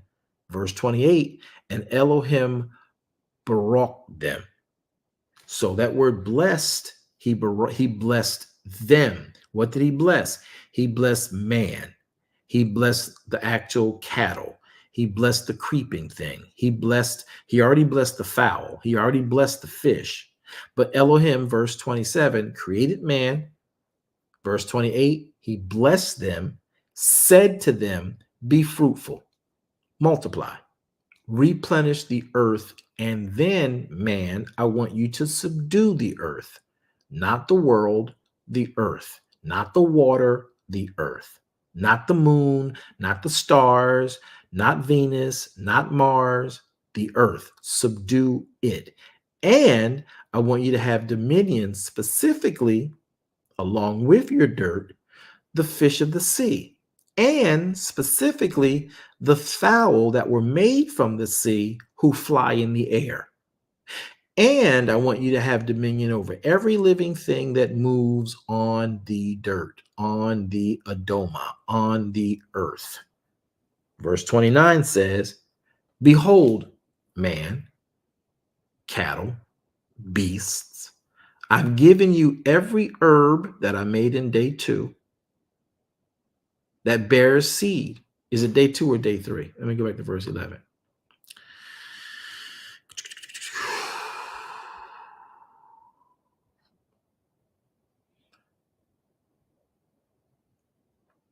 The 3rd day. So in the 3rd day, he made the herbs that yield seed, the trees. So now go back to verse number 26. Elohim said, let us make man. Verse 27, Elohim created man in his own image. Verse 28, Elohim blessed man. And this is what he told him. Verse 29, Elohim then says, behold, I have given you, because he already gave him, he already made day 3. You see how we missed this in reading? Elohim said, I've already given you herb bearing seed. That was made in day 3 when he separated the waters that were under the firmament. He gathered them together into pockets called seas and allowed for the dirt to appear. And from the dirt, he commanded herbs, trees, bearing fruit, bearing seed, bearing herbs. He said in verse 29, I have given you every herb bearing seed, which is upon the face of the earth. And I've given you every tree in which fruit of a tree yielding seed, to you it shall be for nourishment, i.e. meat. Now that word meat, so y'all can get it, is the Hebrew word H402. It's the word oklah, meaning I've given you those items, both beasts and humanity, as food. I want you to consume them. I want you to devour them. I want you to eat them. They are meat for you. They are food for you. Now the word oklah, the word H402, comes from or is the feminine word of 401. For 401, H401 is ukla, which means an apparent something to devour. And it's a fancy name for ukal, which is 398. So 398 is the word for eating something, consume something, to dine on something, to feed on something. So we now know, verse 30 says, verse 29 says, behold, I have given you every herb bearing seed, which is upon the face, every tree in which is fruit of a tree yielding seed, to you it shall be for oklah, right? That's what he says, right? It's for you to have oklah. Now, watch this, verse 30. And to every beast of the earth and to every fowl of the air, which I moved from living in the waters to now flying in the air and being in the earth, so man could have dominion over the fowl that was made from the waters. I've given every beast of the earth, every fowl of the air, and everything that creeps upon the earth wherein there is life. I've given every green herb you're going to need for oklah. And it was so. And Elohim saw everything that he made. Did he bless the day, y'all, or did he bless the people in it? He blessed the people.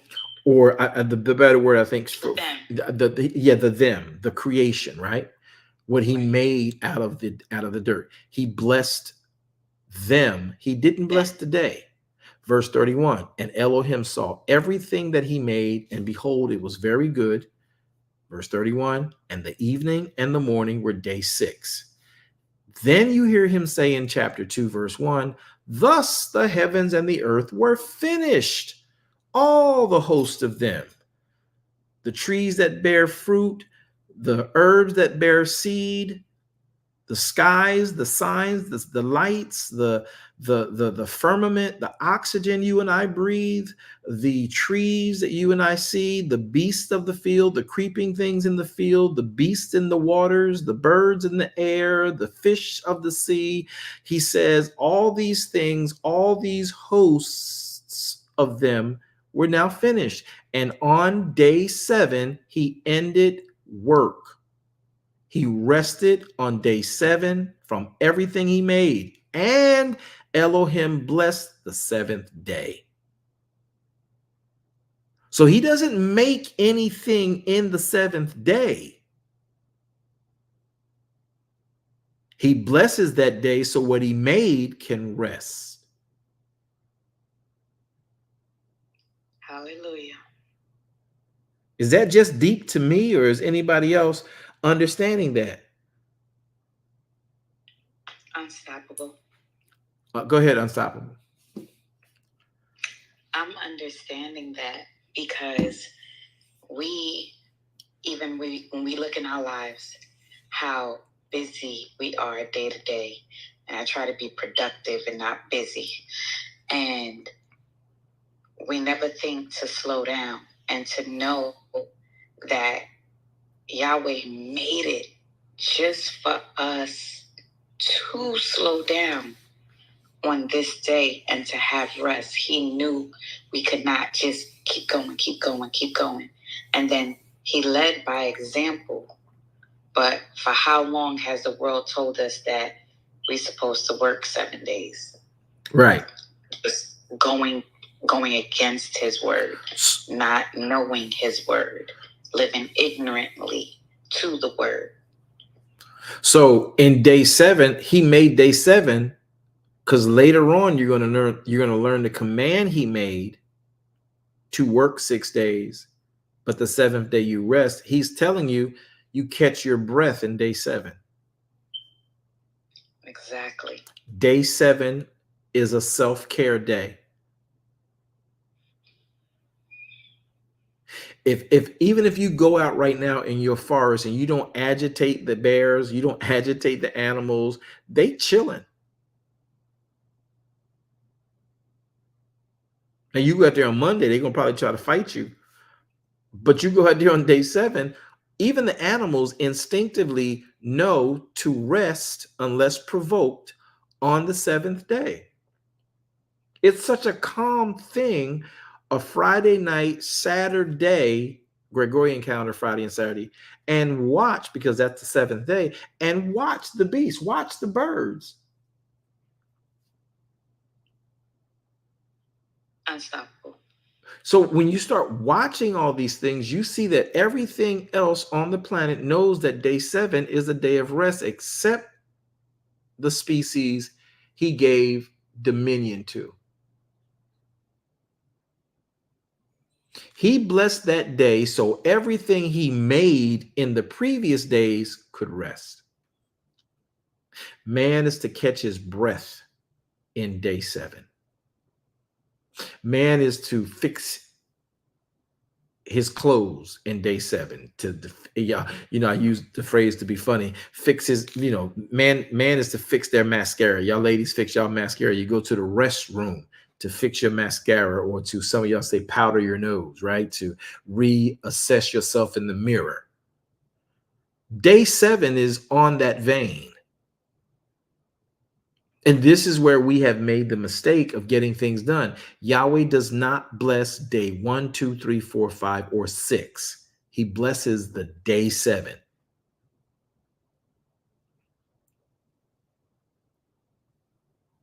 And he blesses it so everything he's made can rest. There is no work done in day 7, but he is filling day 7 with empowerments, with endowments. And we keep running past day 7, thinking on our might and on our strength, we can get ahead of a competition if we work 7 days versus the 5 days that everybody else is working. And we feel like we get ahead if we work, get up early, early bird get worm mindset. And there's no such thing as early bird get worm. The bird don't get up early to get worm. Yahweh has made day 7. He blessed the whole day of day 7 so that man could in fact rest, catch his breath. Not just man, but you can see clearly everything he's made that has life in it from days 1 through 6. They too are left and given the opportunity to rest.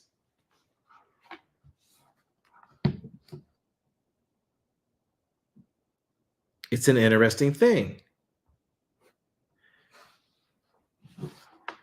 Am I the only one with my jaws and my mouth wide open?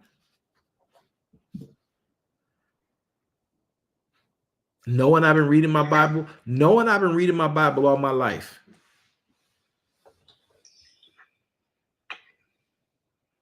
No, you're not the only one. Thank you. So he blesses the day. Look at what he says here in this passage.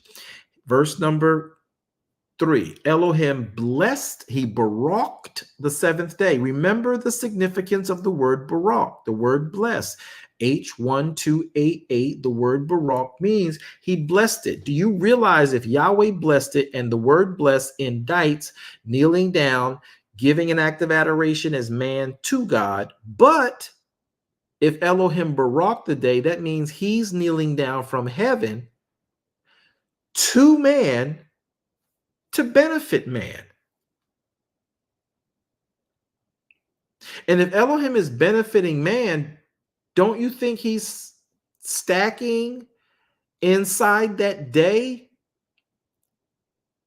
You ever been at a basketball game? Can I use an analogy from the world? And I'll get to you in a second, Nicole, Unstoppable.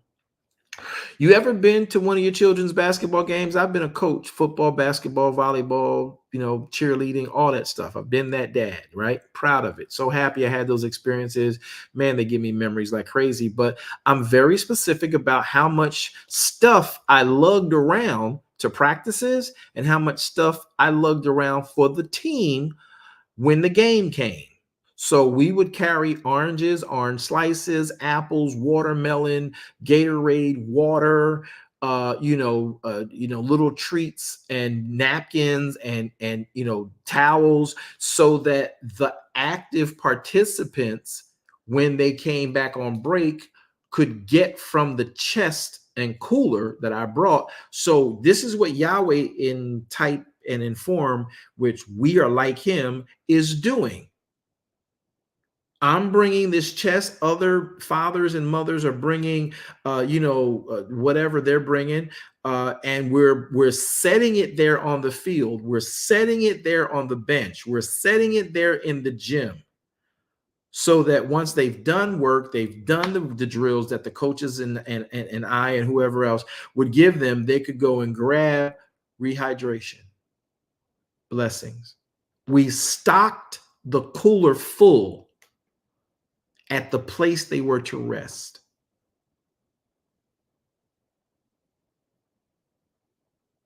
Does anybody find that eerily similar? I do, because I'm made like him. And he did it. And it's the bench ain't where you do work. The bench is where you come to rest. The team huddle is not where you do work. The team huddle is where you get instructions and hydration and protein and the necessary carbs to go back out there, and the electrolytes to go back out and do the work that we came here to get and get victory with. You get instructions in the huddle. You get instructions on the bench. Okay, I can see none of y'all have been soccer moms and soccer dads and football moms and football dads and AAU and YOB. No, you're right. AAU basketball, yes. Yes, you're right. So you brought them little small packages of sun. What's the little sun, the little sun Capri Suns and little straws, and you provided that for them, didn't you? Yes. And the whole team, not just them, the whole team. Oh my. And the orange slices. And the apples and the banana pieces and yes. the watermelon slices and the pears, whatever was in season, peaches, apricots, figs, whatever they could take in that their body could process while they were still working. And you made sure you rehydrated them. You reset them with the instructions for the plays and the play calling. Oh, y'all catching this now, aren't y'all? And you gave them water. You gave them Gatorade. You gave some of them caffeine. Yes, y'all did. We fed them coffee. They was tired. You did all of that. Come on, soccer moms. Come on, soccer dads. But at the bench is not where you make them work. At the bench is where you talk to them. At the huddle is where you remind them and tell them this team is going to do that. That player is their best player. We got to isolate them. So we want to double team that guy over there, that girl over there, and not let them get the ball, or be conscious when the ball swings that way or they kick the ball that way, they're about to run this play. Somebody say, I see Sabbath completely different. If you don't say it. I see Sabbath completely different. So when Yahweh says in this passage, and I'm putting the Bible back on screen for y'all to read this, when he says in verse 3, Elohim bless the day. Now remember, look at the word to the right of your screen, Barak. Barak means in a primitive root to kneel, by implication to bless God as adoration, but vice versa, it means for Elohim to kneel down to man and benefit man. So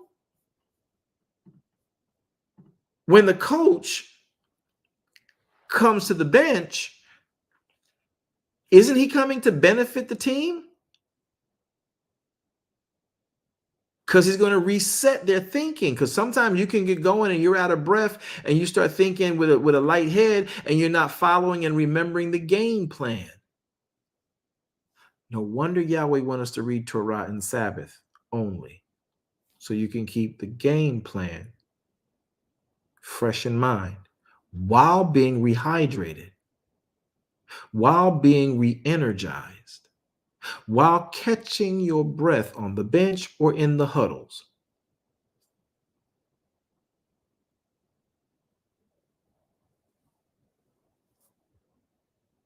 I want to stop here. Unstoppable. You raised your voice earlier. What's up?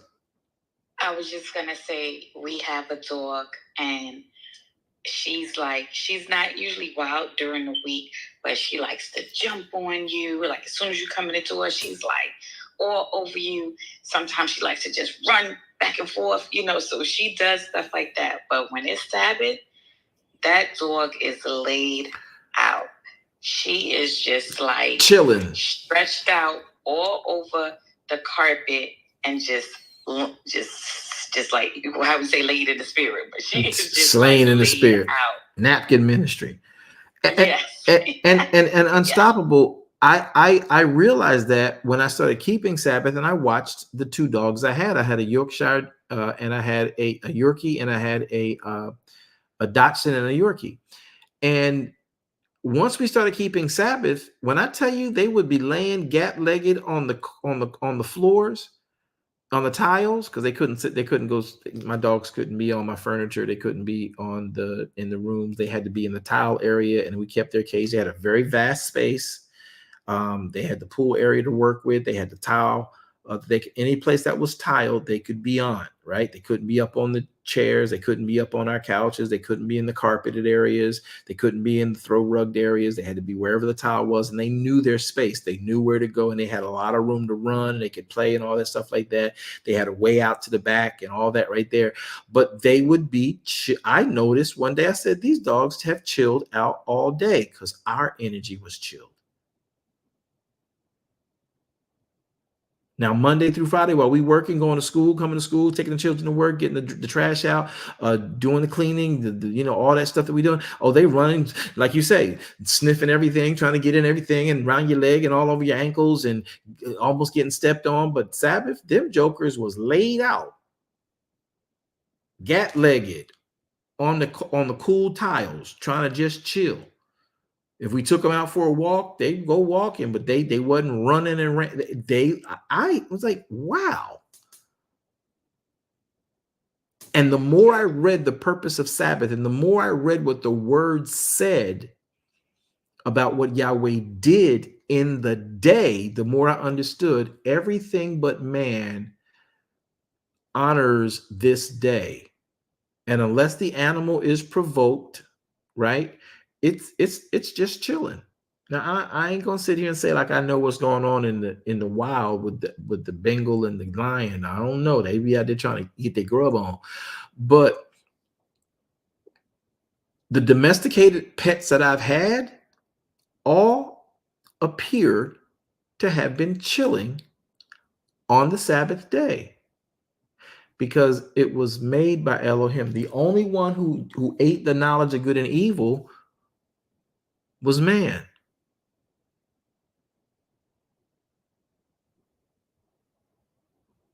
I didn't make that up. I didn't make up the instruction. I didn't try to impose this instruction as if it's not real. He did say what he said here in the passage, very clear in Genesis 1. I gave you beasts of the field, fowl of the air. I gave you these items already. In day 3, I gave you the herbs, I gave you the trees that bore the fruit, and they got their seed in them. They're going to reproduce on their own. You guys, I'm going to bless y'all to reproduce, multiply. And then in day 6, humanity, I want you to take dominion over the earth and all the creeping things. And I'm going to give you the fish of the sea. I'm also going to give you the birds of the air. You're going to have control over them, but not those sharks and whales and eels and starfish and stuff. And you don't have dominion over that. But don't go out there in that water thinking you bad. Don't go out in that water thinking you Aquaman. You ain't no Aquaman. You ain't going out there and telepathically talking to no shark.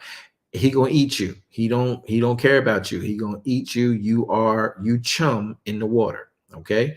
But if you on the dirt, you got your feet on the dirt. Whatever creeps on the dirt naturally, whatever flies through the air over the dirt, you got that. And the fish that come up to the dirt, you can scoop them jokers out the water and you can go ahead and feast on them. But understand this, I have blessed the day so that everything I made rests.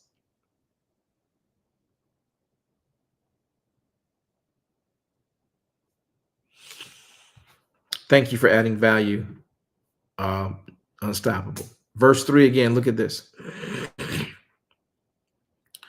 And Elohim barak the 7th day, Elohim sanctified that day. Y'all know that word sanctification means he kodeshed it, because he rested in that day and he worked from all of his work, which he created and he made. Now, when we understand Elohim's intention about this day, we should become intentional about making that day what it needs to be. Our recharging port, our catching of our breath, our bench during halftime of the game, or our bench before we start the game, our huddle that enforces the game plan, calls the next play, helps us to revisit what we were practicing so that we can carry it out efficiently on the field and hopefully get victory. Does this analogy make sense to you all? So there we have it. Now, how else do you Sabbath? So what we've learned here, according to the passages of the writ, according to Genesis chapter 2, verse 1, Elohim barak the 7th day. He barak that day. Now, mind you, here's the part I wanted to emphasize. Yahweh, our Elohim, baraked the 7th day, meaning he kneeled down and benefited man. Meaning I don't know, maybe somebody else gets a different indictment. It appears to me he filled the day of the 7th day with the orange slices, with the Gatorade, with the water, with the peanuts, with the bananas, with the oranges. He blessed, he baraked, he kneeled down in that day for humanity while resting in that day to bless man in that day. You don't do no work in this day. You come here, you breathe. When you go to the huddle, you're not in the huddle calling plays. You're being refreshed of the plays. You're being reminded of the practices and all the things that you learned and all the things that you should know. That's amazing to me.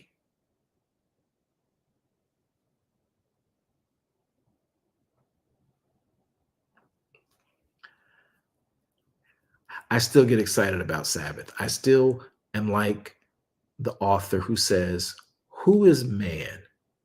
What really is going on? What's really happening with man that you constantly visit man, huddle up with man, brings man to the bench to talk to man? Who is man that you are mindful of man and you visit man? And the days he visits us is in the Sabbath. be it the seventh day Sabbath or a high holy day Shabbat, Yahweh our Elohim is dealing with man. Who is man that you are mindful of him, and the Son of Man that you visit him? Anybody want to know who man really is to Elohim? Because we're not doing what Elohim intended us to do, which means when man filled himself with that, let me say this, which I believe means when man filled himself with the knowledge of good and evil, man was no longer in the capacity that Yahweh wanted him in to use man. Now, we may have had I don't know, maybe, oh, don't say that. Man, I want to say it so bad, but I know y'all be tripping if I say it. I think we'd be handling technology different if we would have done the job we were supposed to be doing, meeting with him like we're supposed to be meeting. We would have understood technology, 4G, 5G, radiation, gamma rays, everything differently. Now, okay, you being subjective, Mr. Apostle Man, Mr. Ballhead Apostle Man. Oh, fine. Yeah. Okay. You're right. You're right. It's possible. But it appears that when man filled himself with the knowledge of good and evil, he ate the one tree Yahweh said, don't eat. Man is not being used the way Yahweh intended. Because the question keeps bearing on me. Why are you still dealing with man? Who is man? What was man going to be accomplishing if he would not have eaten the tree of the knowledge of good and evil?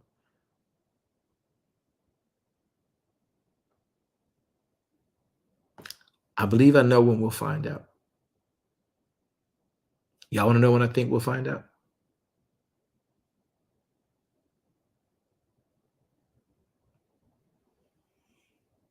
Yes. Thank you. When the new heaven and the new earth, when the new Jerusalem comes down, according to Revelations. Why? Because on the new heaven and the new earth, which y'all mistaked for heaven, because we thought we was going to be in heaven all day, right? The heaven's only a short-lived period of time. Humanity comes back to a new, I don't know if it'll be a sphere, but there'll be a new Jerusalem come down. There'll be a new heaven and a new earth. There will not be a sea. So this new heaven and this new earth, only righteousness will exist on it. That's when I think we'll see what man was intended to be to Elohim, how it looks having dominion over something he created, being something he created. Too deep? Was that too deep? Was that too deep? Was that too much? Like that was too much of a Star Wars, or was that too deep? I think they sleep. Okay, so here's what we're gonna do. No, that was good. I believe it'll be then. I believe it'll be then that we're able to see the answer to the question, who is man that you keep putting up with us? Who is man? What did your masterpiece was humanity. Why are you still visiting us and we not visiting you? Why are you still talking to us and mindful of us and we ain't paying you no mind? It's going to have to be when only the righteous humans, only the humans who died in righteousness will occupy the new heaven and the new earth. And if y'all don't believe me, that's in the book of Revelation. So don't tell me you're a believer in he who hung on the cross and don't believe in the book of Revelation. Because there will be a new heaven and a new earth. This one we're on right now will dissolve and pass away. I believe it will be then we understand the significance of humanity and Elohim giving humanity dominion over what he made. We'll see then. We're going to see a whole different way of life. And so will those who died in unrighteousness, because there's going to be a lake of fire. Because only the unrighteous humans who died in unrighteousness will be there. But those who died in righteousness will be on the new heaven and the new earth. There won't be any evil to make the righteous humans who died in Messiah go against God at that point. Did y'all ever think that deep into that? Nope, not until right now. So if you know the reveal of the book of Revelations, you understand that there's going to be a new Jerusalem come down. Messiah will be sitting on that throne. Under that throne will be water, but there will be no sea. There won't be a sea like you and I see it. There will be a new heaven. There will be a new earth, but there's not going to be a sea on the other sphere. Do you know how much land, if it's going to be land, that will be exposed? I don't know if that new heaven and new earth, because that's what it says. It's going to be a new heaven and a new earth. Y'all do know it said that there's going to be a new heaven and a new earth. And if you read Revelations, it says there will be no sea on that new earth. Do y'all understand? Yes, I read that, but I don't understand that. So pause. No. So no, I want you to ask it, but I want to get this thought out real quick. So the earth that you and I are on right now is 70 to 75% covered in water. We're living on 1/4 of the earth. The other 3/4 of the earth are covered in water.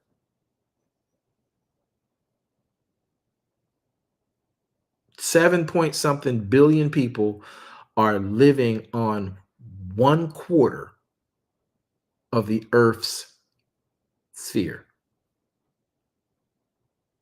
What will happen when all who died in Messiah have a whole earth without a sea? Let that sink in. Is it y'all letting that sink in?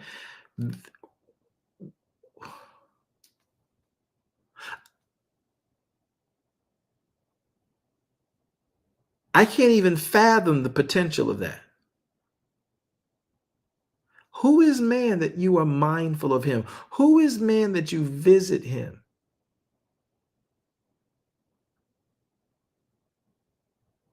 The next new earth, after this one is dissolved and burns with a fervent heat, the heavens and hell will be consumed. The earth, the Eretz, the Adoma will be cast into the lake of fire. The hell will be cast into the lake of fire, and the earth will dissolve with a fervent heat. But I see, John says, a new Jerusalem come down from heaven, and a new heaven and a new earth.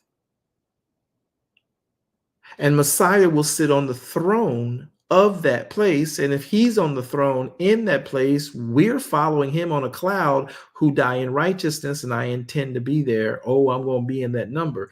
What are we going to be doing on that new heaven and new earth? Because that's where we're occupying. He ain't putting a new heaven and a new earth out here and no human going to not be on it. And there's not going to be a sea. Can you imagine what the world would look like with just 50% water as opposed to 2/3? 2/4, 3/4? Am I the only one tripping about that? I don't think I am. I think we just need to be reminded of that. We're going to be on a new heaven and a new earth. Those who die in righteousness on this earth are going to go. Only the righteous shall go and live on that new heaven and that new earth.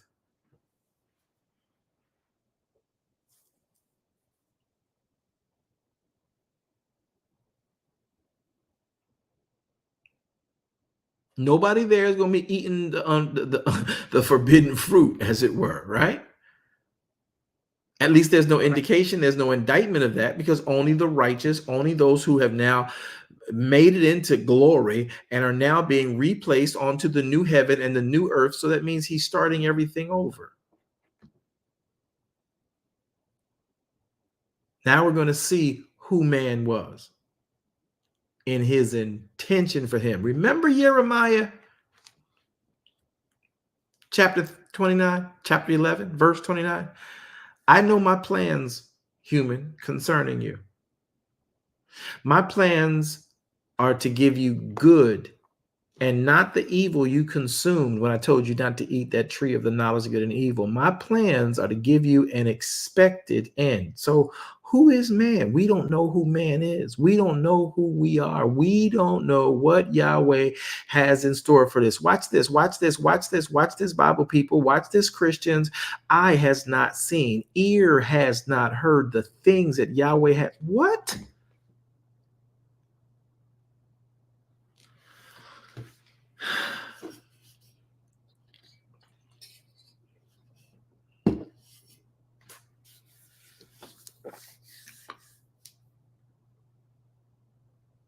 We've been quoting it. Eye has not seen, ear has not heard the things that Yahweh has in store for them who love him.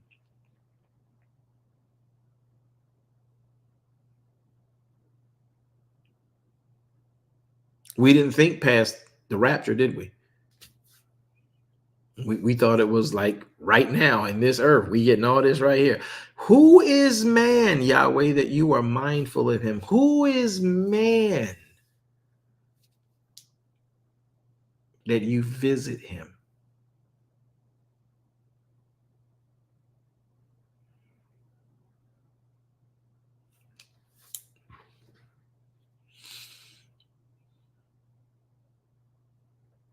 Yeah, I want to make it out of here in righteousness. I don't want to die in unrighteousness. I want to be in the eternal life of the afterlife. And yes, there's an afterlife. Not that spooky, scary stuff y'all letting cinematic Hollywood tell y'all about. I'm talking about what Yahweh has said in the book of Revelations, what he's expressed to us in the books of the prophets, that there is going to be, there's life after you die. You're not dying and that's it. You're going to go to eternal damnation or you're going to go to eternal life. And eternal life is where only the righteous in Elohim, none but the righteous shall see Elohim, right? Those who are unrighteous, well, they're not going to be hanging with him. They're going to be in the place of eternal damnation, right? Where there'll be weeping and gnashing of teeth. Now, I ain't seen, ear hasn't heard what things Yahweh has in store for them who trust him and believe him and love him, who died in righteousness.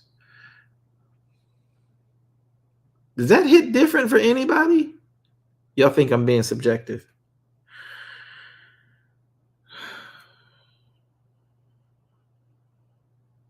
This is why I love Sabbath. Because when you open his writ, all right. Okay, so how to Shabbat? Anybody? Did I miss? Oh, Andrea. Sorry, I think I heard your voice. Andrea? Yes. Yes, good morning. Shabbat Shalom, beloved. What's your thought? Shabbat Shalom. I lost it a bit now. Sorry. I think it was on the train when you were talking about we don't actually know what was intended for us. And it made me think that because man interrupted Elohim's plan. By eating from the tree. I believe we were meant to, but not at that time. Correct. Would that be a correct comment? I firmly believe that, Andrea. I don't think that Yahweh would put that tree out there. Many will say, oh, the tree was out there and it was a temptation to man. Is it as if Yahweh put that tree out there to tempt man? Yahweh's not going to tempt man like that, right? He did put all things in man's path, and I don't think anything on the earth would not have been used by man. That one item needed parental guidance. That's what I firmly believe. Now, you can call me subjective there if you want to, but it's weird. Yahweh, the tree of life was here. He took that away. He's like, I can't have y'all continually living and now have this in your head. Not going to happen. So he took the tree of life. We don't even see the tree of life. We don't even know what the tree of life is. Matter of fact, the Garden of Eden is gone. Yeah. Now, I agree. Go ahead, beloved. No, I was saying that makes sense to me because now we operate thinking we know everything, we understand everything. And that's why we've lost that relationship, and that's why we have no understanding about a lot of stuff, a lot of things that we were supposed to have been taught. Mm-hmm. Simply put, but I think that's what I think. Yeah. So we act as if we know everything. We make decisions on certain, like we talk about technology. I think there would have been a time for us to sit down and learn about that. I don't think we've even scratched the surface, Andrea, of what. Listen, do y'all realize, talking about technology, do y'all realize that It was already there? Sorry. We're discovering, we are uncovering what's already on the earth.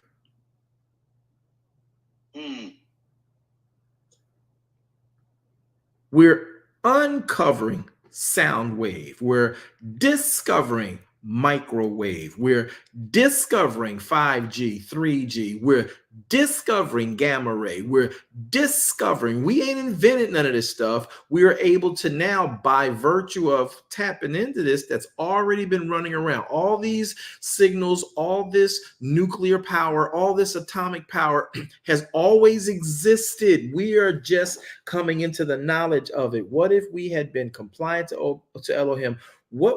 I mean, I'm not trying to make y'all think in sci-fi terms, but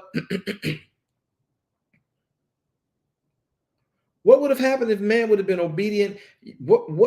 I mean, I can't help but think about stuff like, Avatar, the big blue things, right? And it still blows my mind, because you got to realize, if man had been obedient and not interrupted Elohim's plan, what other technology would we know? Would we be in like a Wakanda state of world? Not that there would be wars and everything like that, where that kind of your vibranium, and you're like, we talk about Sabbath, Apostle. We are, but you look, Genesis chapter 3. Come on, let's go. Let me show you something. Yahweh did something that still to this day blows my mind in Genesis chapter 3. Y'all want to read about it? It's Yes. Torah. Yes. Just one of y'all want to read it? I heard two. She said, I heard two. You know what? Come on, let's go read about this. This is what blows my mind. I'm going to read 17 verses because I want y'all to get the story right. Okay, watch. There is something to that question. Who is man that you're mindful of him? What was Yahweh going to do? Andrea's point is very good. What would have happened if we didn't interrupt Elohim's plan?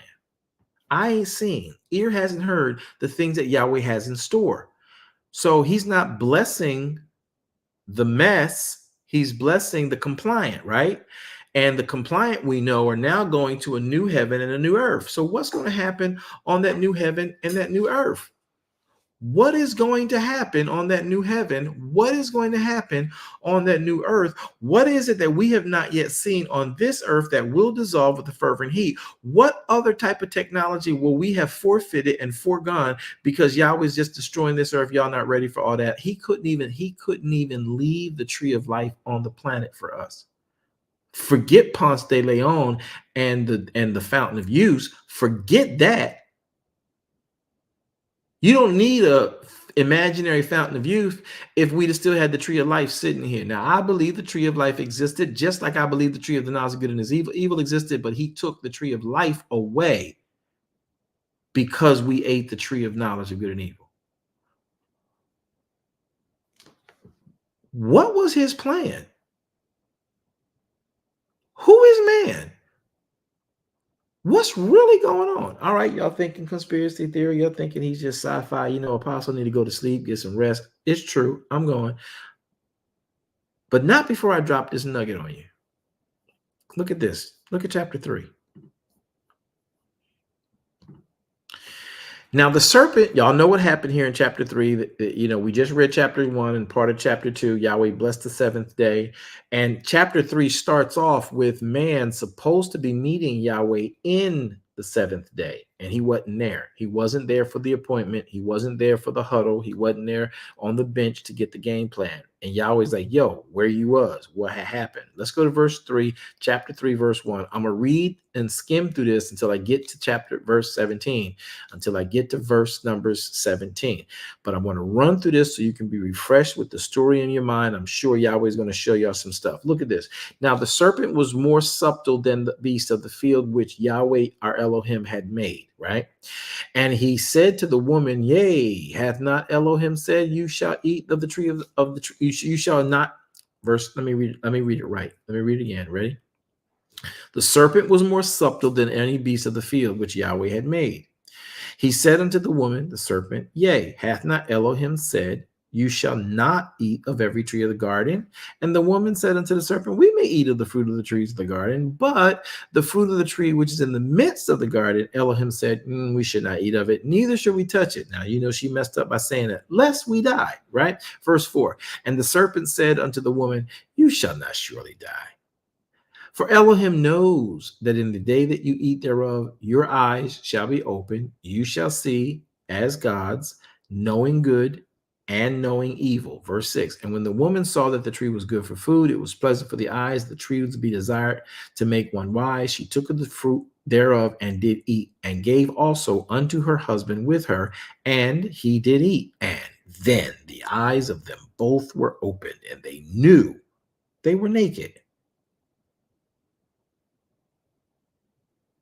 They was naked the whole time. And they sewed fig leaves together and made themselves aprons. Verse 8, and they heard the voice of Yahweh or Elohim. They heard the voice walking in the garden in the cool of the day. Let me read verse 8 rightly.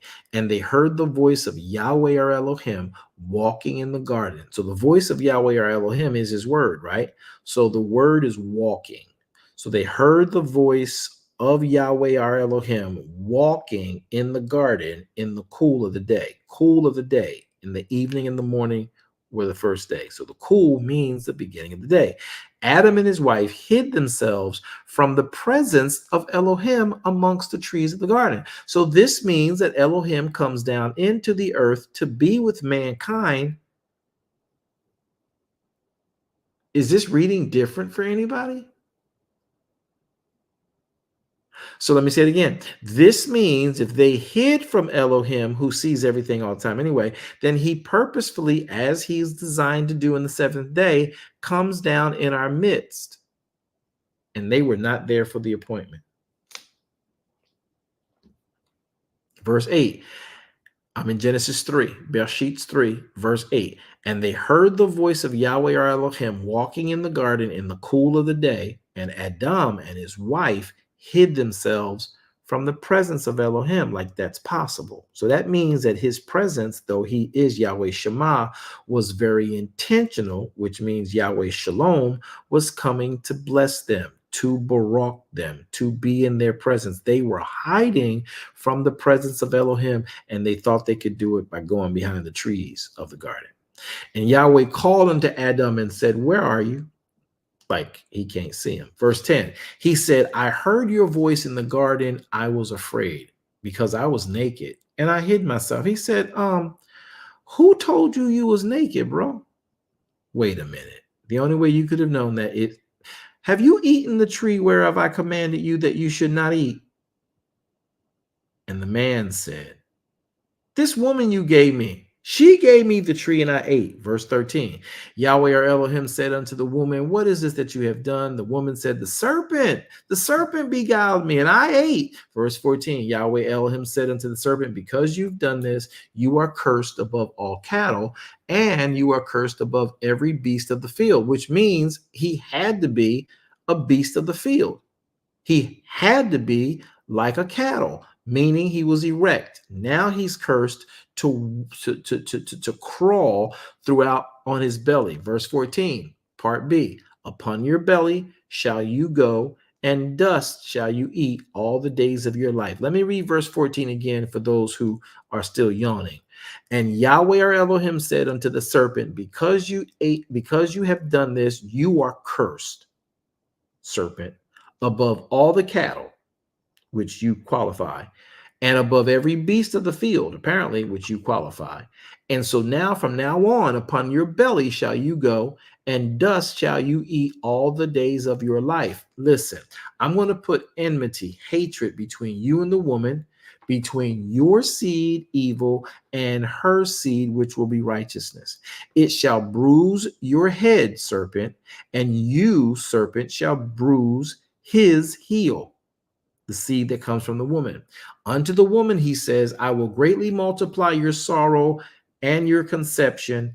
In sorrow shall you bring forth children, and your desire shall be to your husband, and your husband shall rule over you. Now, forget all this, being submissive thing here.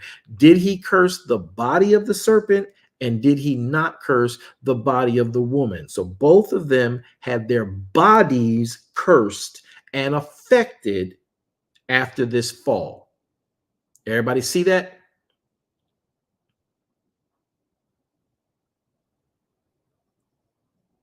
Yes. But look what he does to man, who actually ate the fruit and is the reason this took place. Verse 17. And unto Adam Elohim said, because you hearken to the voice of your wife and not my voice, and you've eaten the tree which I commanded you, saying, you shall not eat it. Watch this. Does he say cursed is your body?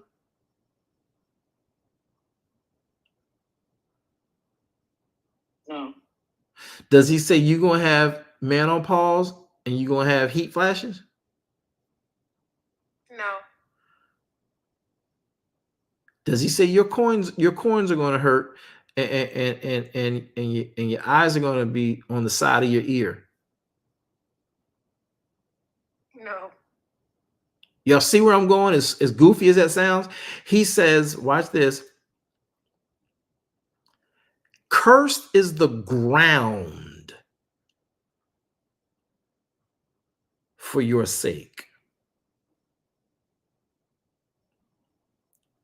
In sorrow now, rather than joy, shall you eat of this earth all the days of your life. Thorns, thistles shall it bring forth for you, and you're going to eat the herb of the field. In the sweat of your face, meaning extreme work, shall you eat bread until you return to the ground. For out of it you were taken, dust thou art, and to dust thou shalt return. Here's the point. Why did Yahweh curse the ground instead of the disobedient man?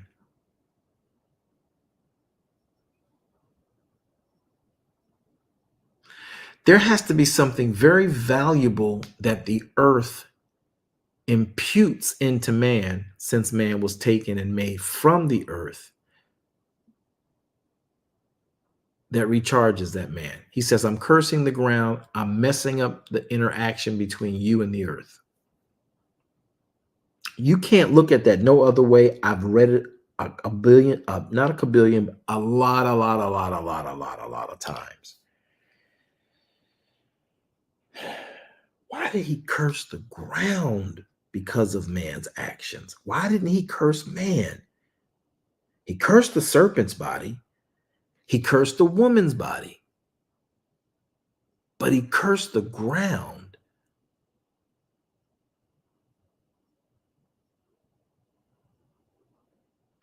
There is technology that we know of that Adam didn't know of. There are elements in the air that we are aware of that Adam wasn't aware of. So there had to be something that the earth provided man. If you remember, from the sweat of your brow and the work of your hand, you're going to eat from the ground now. Prior to that, was, because every time Yahweh talks about blessing man, like in Psalms, he says, you're going to tread on, you're going to walk on. Whenever he was blessing Abraham, he says, Abraham, he was specific to Abraham. He said, Abraham, I want you to walk on every area that your eye sees. I want your footprint on it.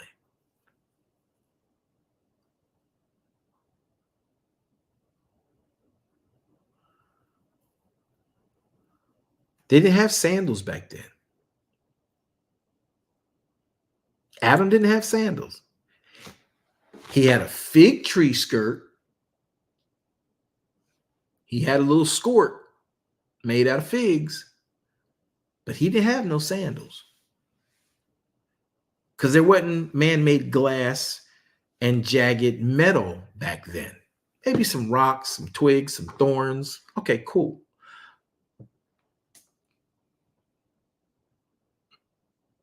But what is it about man treading?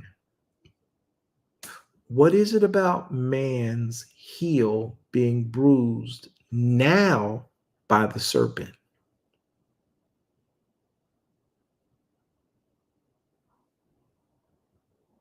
The serpent's seed, which is really the seed of evil. The serpent ain't evil. The serpent got caught up and he got cursed.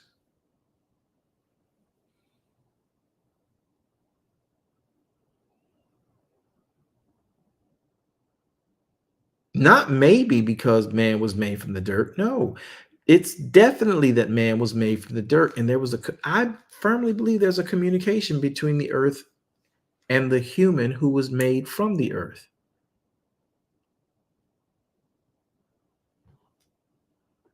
And Yahweh stopped that communication.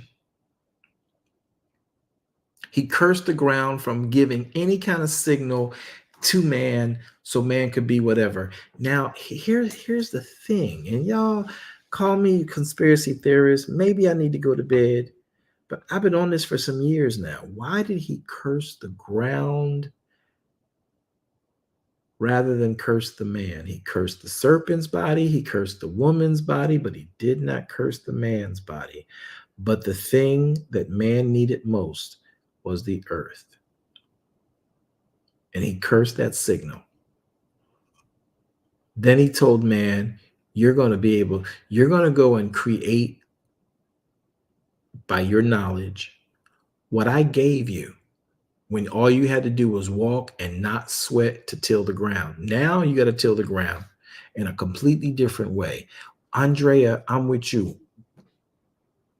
What would have happened if man didn't interrupt Elohim's plan for man?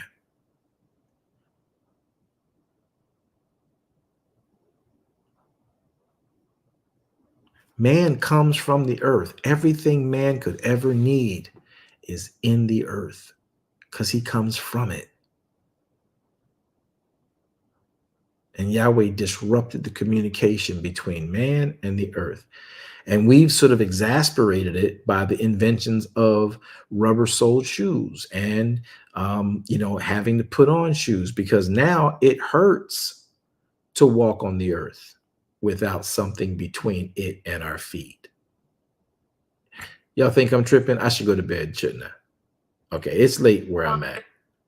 It's 3 o'clock where I'm at. I should go to bed and we'll come back at 2 o'clock tomorrow afternoon because I'm gonna go get me some real good rest.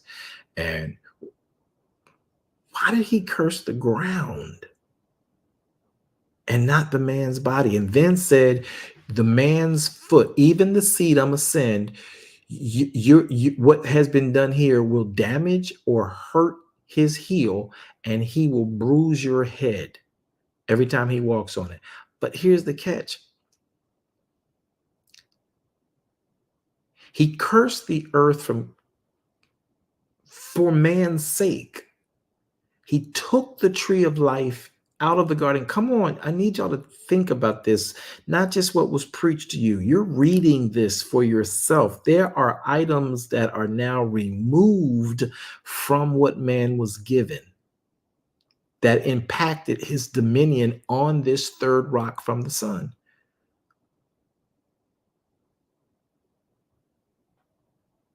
Y'all think I'm being dramatic? I'm open. I'm open. I'm open. I'm open. I'm listening. Anybody? What you got? Wanda, you said so. Was it Wanda? Hold on, Adrian. Were you Andrea? Were you done with your thought?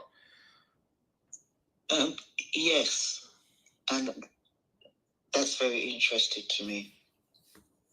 Why does he curse? Because now we're finding. No, sorry. Now we as man, humanity. Now we're talking about grounding and putting mats and for electricity to, or encouraging. Actually, there's someone in Africa, a medical doctor that tells his patients to walk barefoot outside. Oh, I believe in that. So there is. I believe in that. Yeah. 100%. It's a different feeling.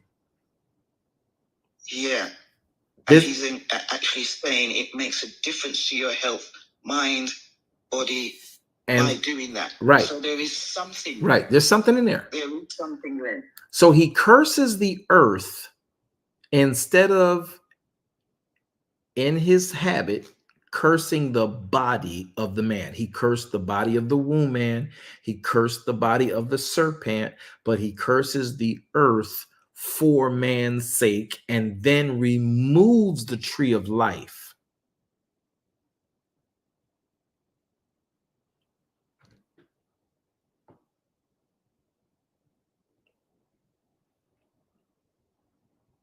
This is what the writ tells us he did. And David is still crying like I'm crying. Who in the world is man that you are so mindful of man? And then you keep reminding us, I got plans for you you've not even seen yet. No matter what you discover with your knowledge of good and evil and thinking you can be like me and feeling all entitled, go over there now and recreate what I've done in the thorn and the thistle. This is all in chapter 3. We ain't went nowhere else. Go over there in the thorn and thistle now that I've kicked you out of the garden and reproduce the garden your own way. Out of the sweat of your brow and the work of your hands will you now eat of this earth. And I'm going to make it difficult for your feet. I'm cursing the ground for your sake.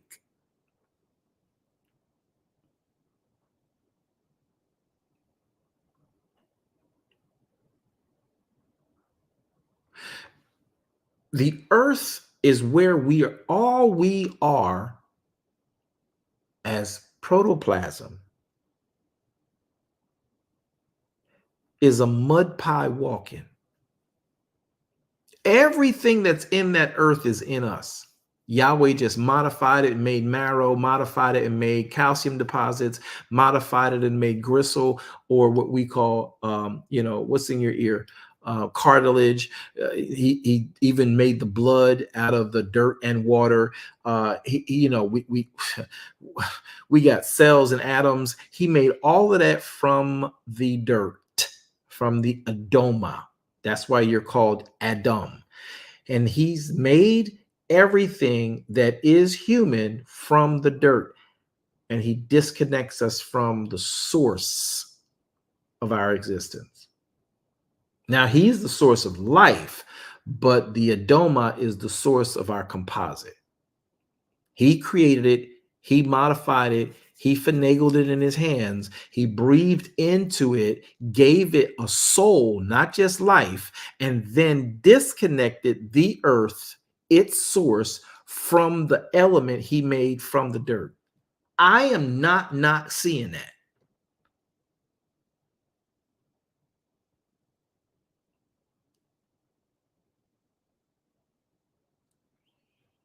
And then he removes the tree of life and says, I can't let man live that long with what he's done and what he's doing. He's interrupted the process. And now to find out millennia later about gamma rays, about 5G, I'm using these things because I know y'all know them. 5G, there's other things too. There are different microwaves and telephone waves and light waves and sound waves that we are discovering in science, not creating, but discovering, meaning we're uncovering something that already existed. And we're trying to find ways to make it convenient and useful for humanity. And we have exponentially increased communications, exponentially increased mass destruction weapons, gunpowder.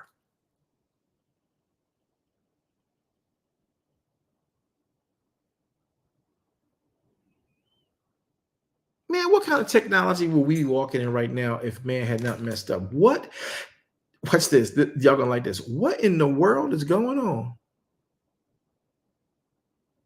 What is in the world? What is in the earth that he stopped it from communicating with man?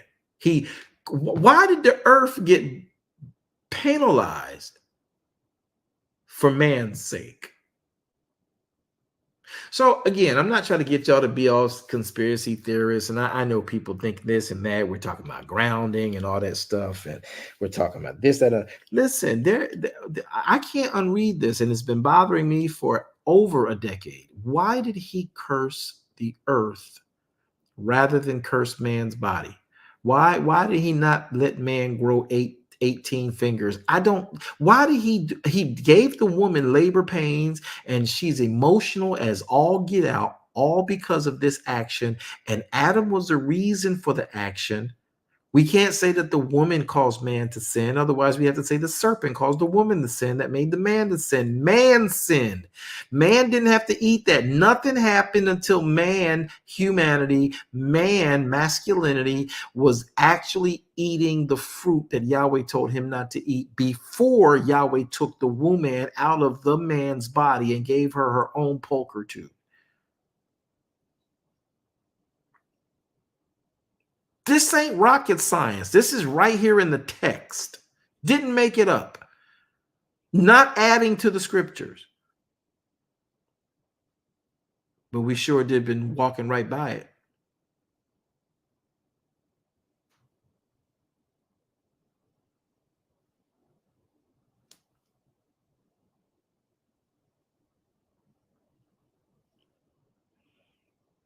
What is it?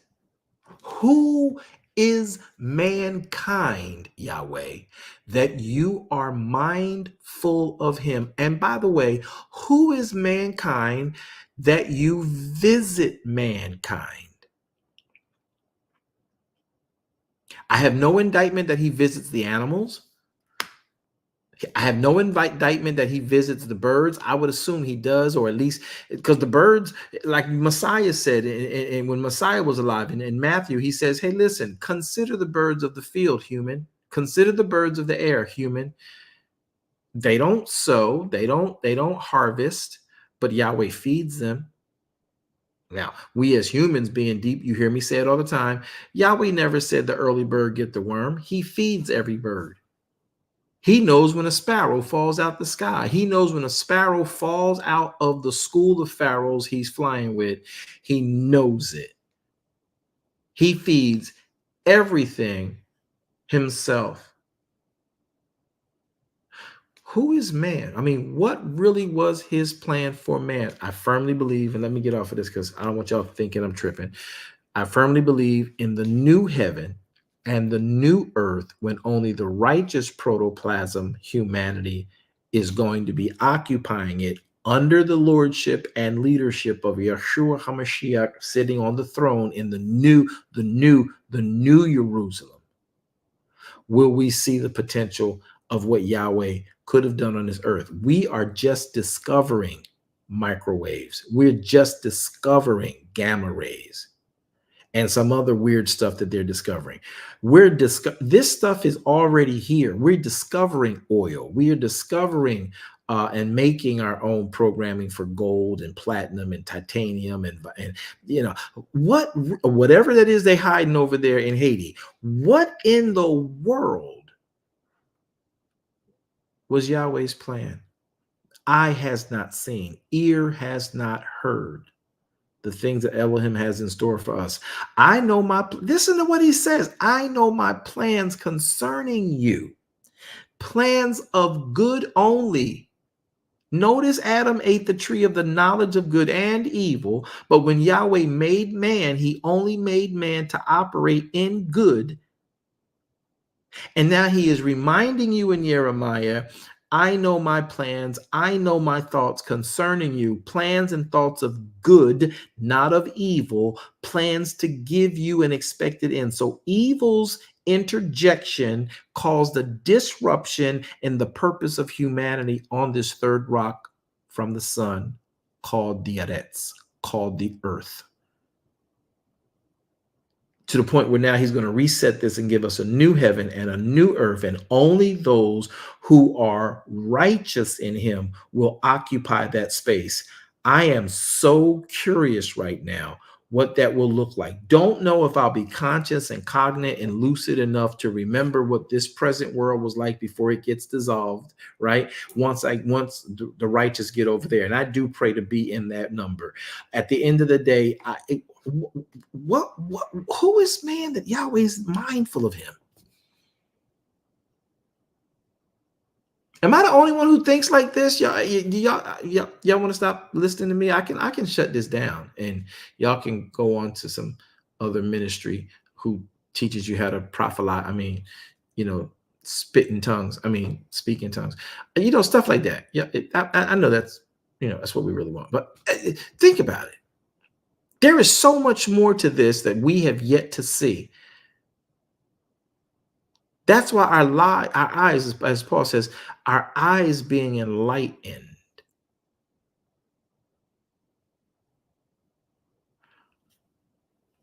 Who is man?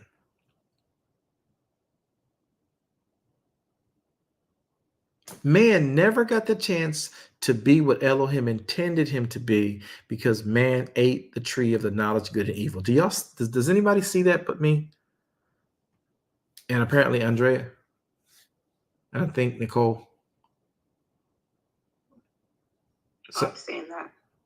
I mean, when I mean see it, are we like, okay, I didn't think about that.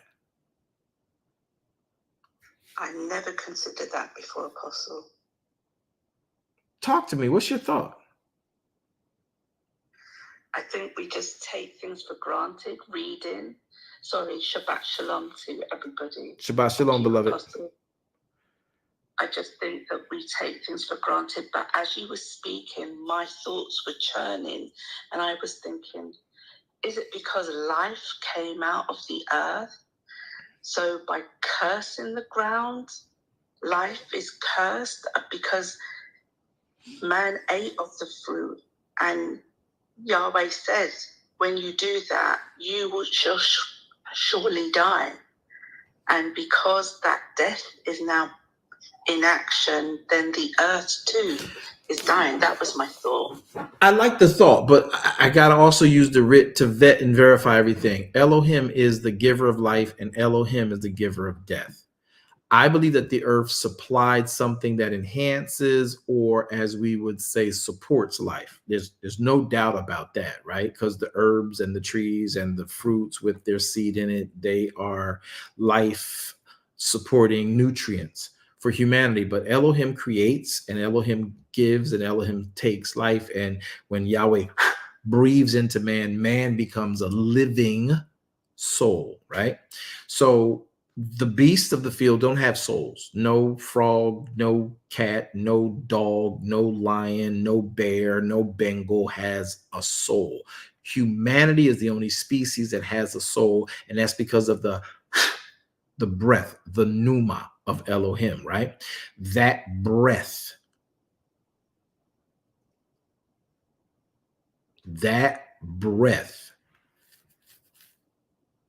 is that life. However, the earth is what he made the human's shell from. His whole, everything that makes his neurology work. The breath does that, but the components, the tendons, the ligaments, the marrow, the bone, all of that was made from the dirt. We're just mud pies walking, very sophisticated mud pies walking, and the earth had something to do with what should be taking place in the masterpiece's life. And he says, stop it. You got the wrong stuff in you. And I keep going back to this point, Pastor Jackie, that I don't want to over hype this and over scientifically, speak about this, but there has to be something that he interrupted from the communication, whether laying down, sitting down, standing on the earth, that Yahweh had to curse the earth. It wasn't the death piece. He did that when he took the tree of life, right? I don't think it's a death piece. That's not to demean your point. But I think that the ability for man to be resilient, the ability for man to not have to worry about disease, because watch this, whatever is viral, we get antidotes from the earth, whether it's a plant, whether it's a herb, we get it from the earth, right? Turmeric and ashwagandha, and now y'all got this new thing called shilajit y'all been eating, and all this other stuff, and breadfruit and all these different things, milk thistle and all that stuff like that. All that comes from the earth. So the earth has the ability to heal whatever is on the earth. And Elohim disconnected man and the communication of man with the earth by cursing the earth.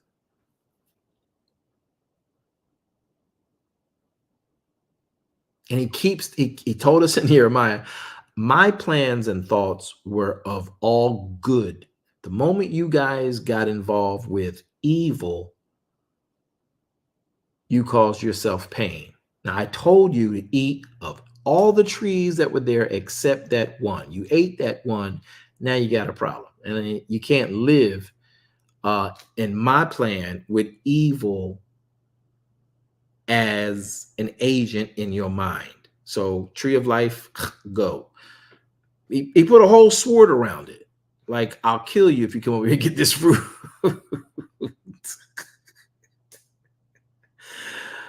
So did I demean your point, Minister Jackie, or demean what you were trying to get at? No, this is good. This is good, Apostle. Who is man that thou art mindful of him? Who is the Son of Man that you visit him?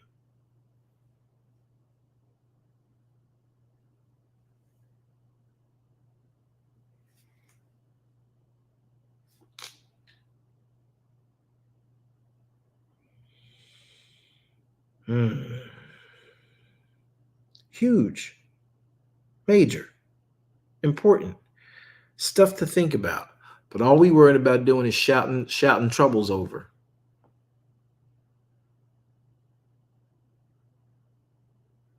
While scientists are trying to figure out all these things, they're discovering it. Don't you think Yahweh would have introduced gamma rays to man? Y'all might say, "Oh, you pushing it, you going doing too much," and any theologian coming in or listening in by invitation or just stumbling across the room be like, "What in the world are they talking about?" So if you didn't come in early enough to hear where this began, you clearly in a soundbite this late in the program, you'd be like, all right, they on some other kind of time, and not necessarily a good thing. But dear hearts, who is man that Yahweh, you are so mindful of him? There had to have been a plan that we clearly interrupted.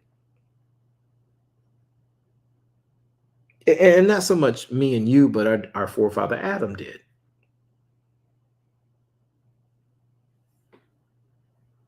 Who is man that you are mindful of him? And who is man that every Sabbath you visit him? And then had to create another high holy Sabbath just to keep him going. See, I believe that the Sabbath worked in sync with everything Elohim created for man. That's why he baruched the Sabbath day. He never blessed anything any other day but the Sabbath day. That this day, my point to y'all to get us back off the sci-fi tip is that the seventh day, the Sabbath day, is a day man is to collect his breath, man is to get his bearings, man is to be reset, man is to be rewired, man is to be re-energized, man is to be recharged in the seventh day. The seventh day is made for man. Luke and Mark tell us that, not man for the Sabbath. Man was made for days 1 through 6. Exodus chapter number, Exodus chapter number 8, chapter 20, verses 8 through 11, tell us that, this is the day we are to honor. We are to deem it an important day. Keep the Sabbath. Don't do away with the Sabbath. And then if you pay attention to what he says in Isaiah chapter 58, verses 13 through 14, if you honor the Sabbath, oneg the Sabbath, kabod the Sabbath, kodesh the Sabbath, and oneg him in the Sabbath, then he will cause you to ride upon the high places of the earth. He will feed you with this blessing and gift and heritage of Jacob while you're on the earth.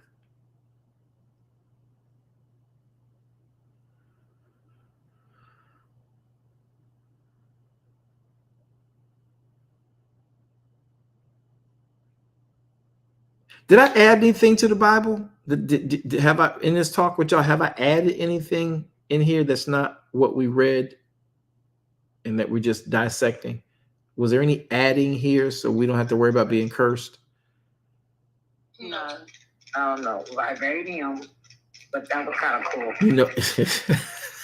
She said the vibranium, but that was kind of cool. But it makes you think, what really did we disenfranchise ourselves from? I mean, we got microwave technology, we got Teflon, we got gunpowder, we got oil. You got oil right now creating most of your synthetic medicines for the sake of giving them a longer life. But it's not designed for that. We weren't supposed to be taking in these synthetics this way into our body, but yet the earth can neutralize the effects of the improper use of the earth in man's hands based on man's supposed knowledge of good and evil. Now man thinks he can see things. He's entitled. He's an inventor. Man ain't invented diddly. Man is uncovering and discovering what Yahweh already had packed in the earth. How differently would we be using microwaves? How differently would we be using gamma rays? Y'all get what I'm going with this? Instead of us stumbling up on it, discovering it ourselves, thinking we know what it is, and trying to find a way to use it. Are we even using it right? Let me stop talking like that, because y'all clearly gonna have me institutionalized.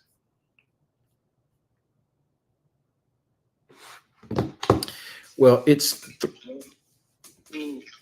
had some thoughts, but I digress. Who's that? No, don't digress. We're here to study together. You're good. What's your thought, beloved? And this, Chandra. Hi, Chandra. Welcome. Hi. It's been a while since I've gotten the chance to hear you in Clubhouse, so it's good to hear you. I first thought was, what exactly was the curse? Like you said, there's so many things we're just discovering now. Chandra, to that first point, and not to cut you off, but just to interject respectfully and honestly with you on that, because you raise a good point. The question, it does become the curse. I firmly believe the curse was to stop man from communicating. I have said this in times past. I stand 10 toes down on it, with chest out, head held high, that the curse was a communication between the earth. I'm cursing the earth for your sake. Man was communicating with the earth. I firmly believe that man didn't have to put his hands on the dirt. He could have just walked. And as man being stationed in the garden, and this is where I can get in trouble and people will tune off. I'm aware if anybody drops off and 15 of y'all just, migrate from the room and not listen to me ever again, I'm cool with it.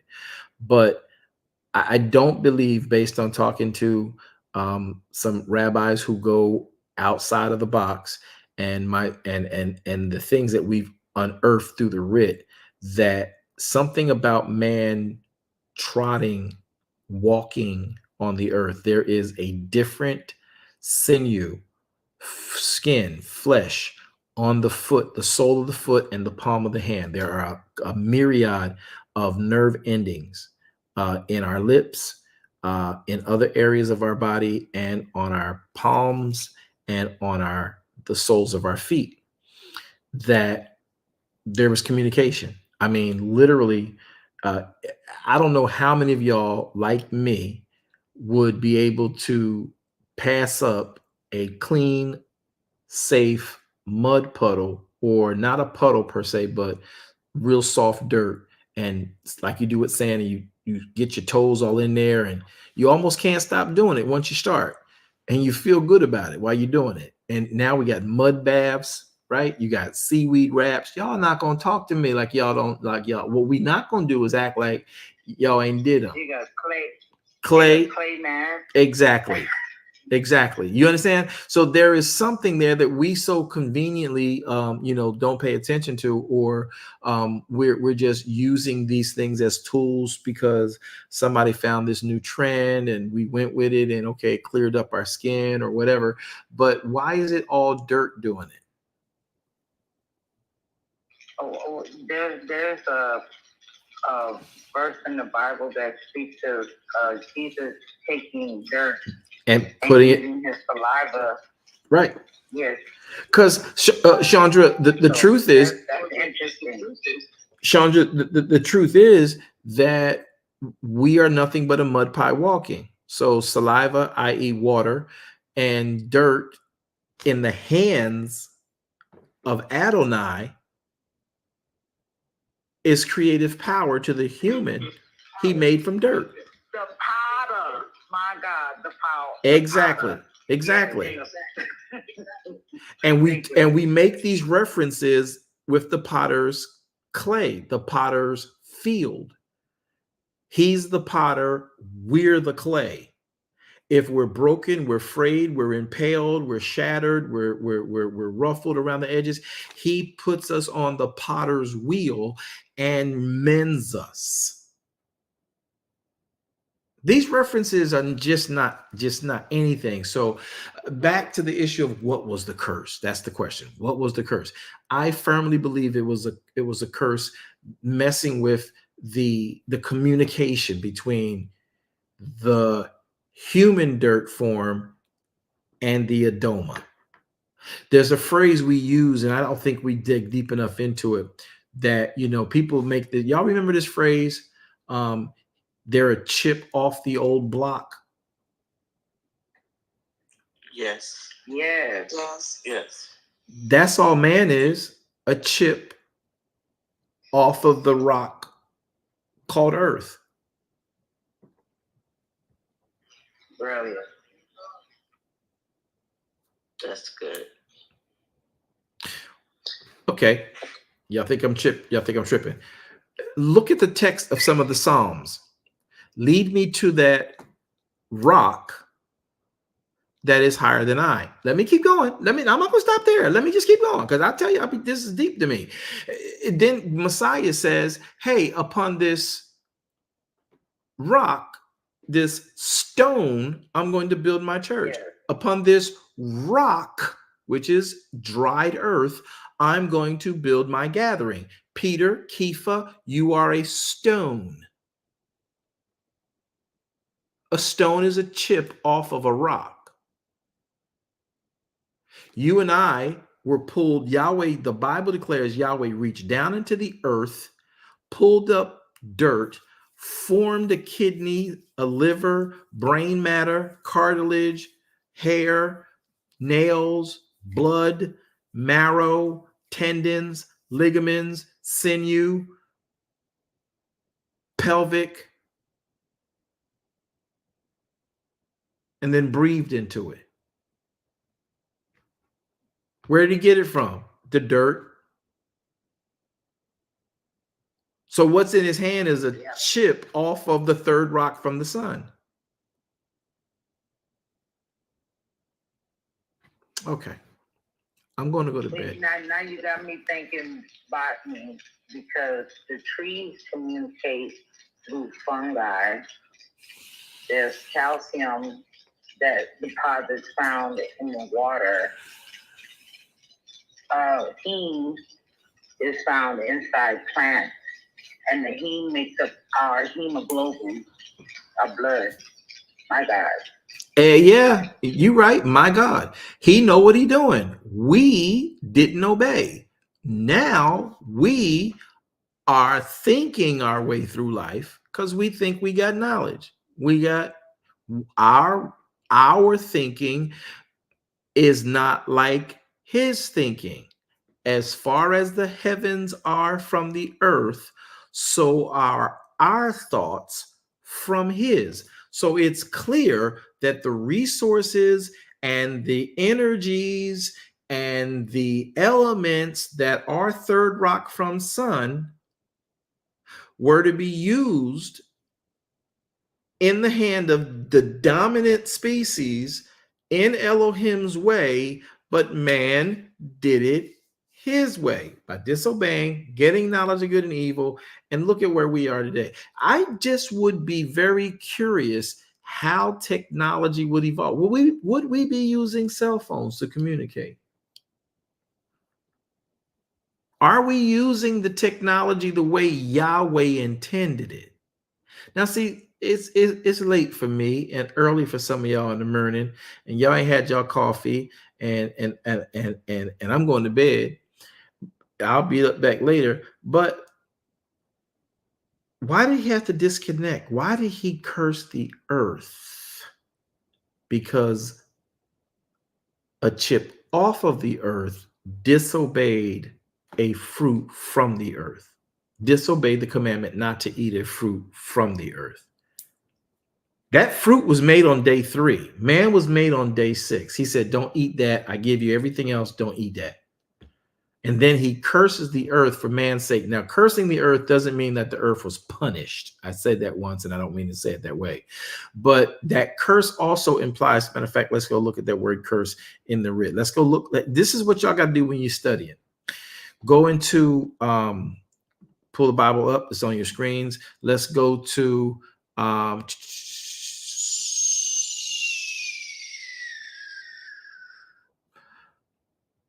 verse number 17. And Adam said, and he said to Adam, because you hearken unto the voice of your wife, and you ate the tree, which I commanded you, saying, you shall not eat it, cursed. And the word cursed here is the Hebrew word H779. It is the word arar, right? He says to excrete or to bitterly curse.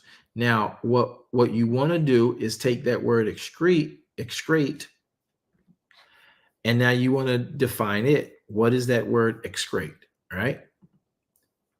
I know all y'all know what the word excrete means. I don't.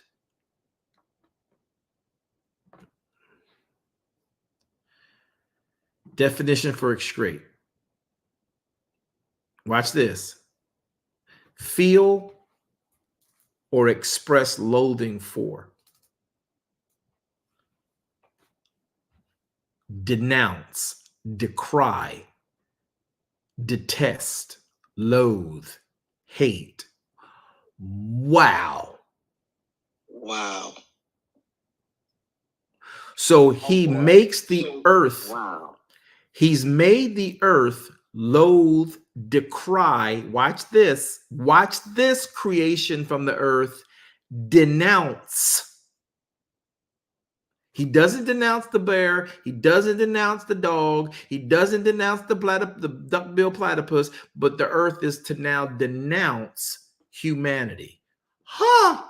Deep. Look, man, I'm going to bed. Y'all, what y'all not going to do is keep me up all night. I'm going to bed. I'm going to bed right now. See, now you got me thinking about global warming. Man's involvement.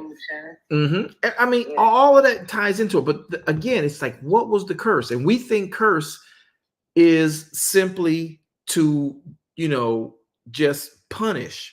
But in this word, the word curse, H774, is the word to excrete. And to excrete means, in similar fashion, to vilify, to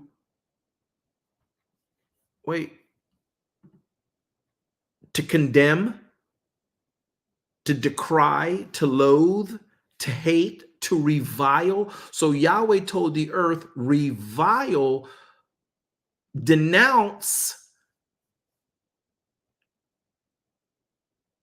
So when you denounce your son, you denounce your daughter, you've cut them off.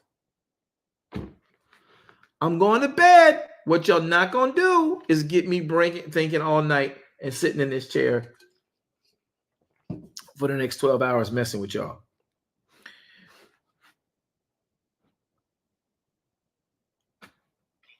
That's a curse that spans over generations. Denounce humanity. Yes. Condemn it.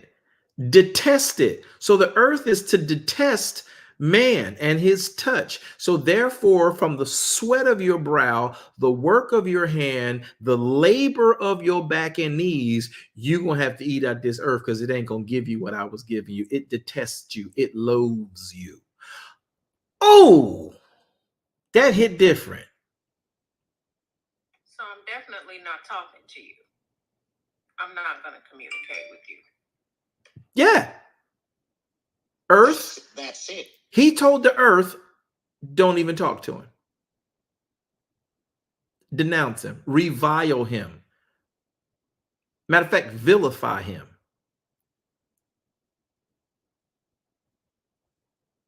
Here's a thought, because I'm in the great state of Texas, and we've been dealing with drought the last few years. Imagine if we could have had the power to control the rain. The thing is, we wouldn't. I hear you on that. It's not even that we would have the power to control the rain, because we don't have dominion over the water. We only have dominion over the Adoma. That's why we're called Adam. So the water is a part of the water.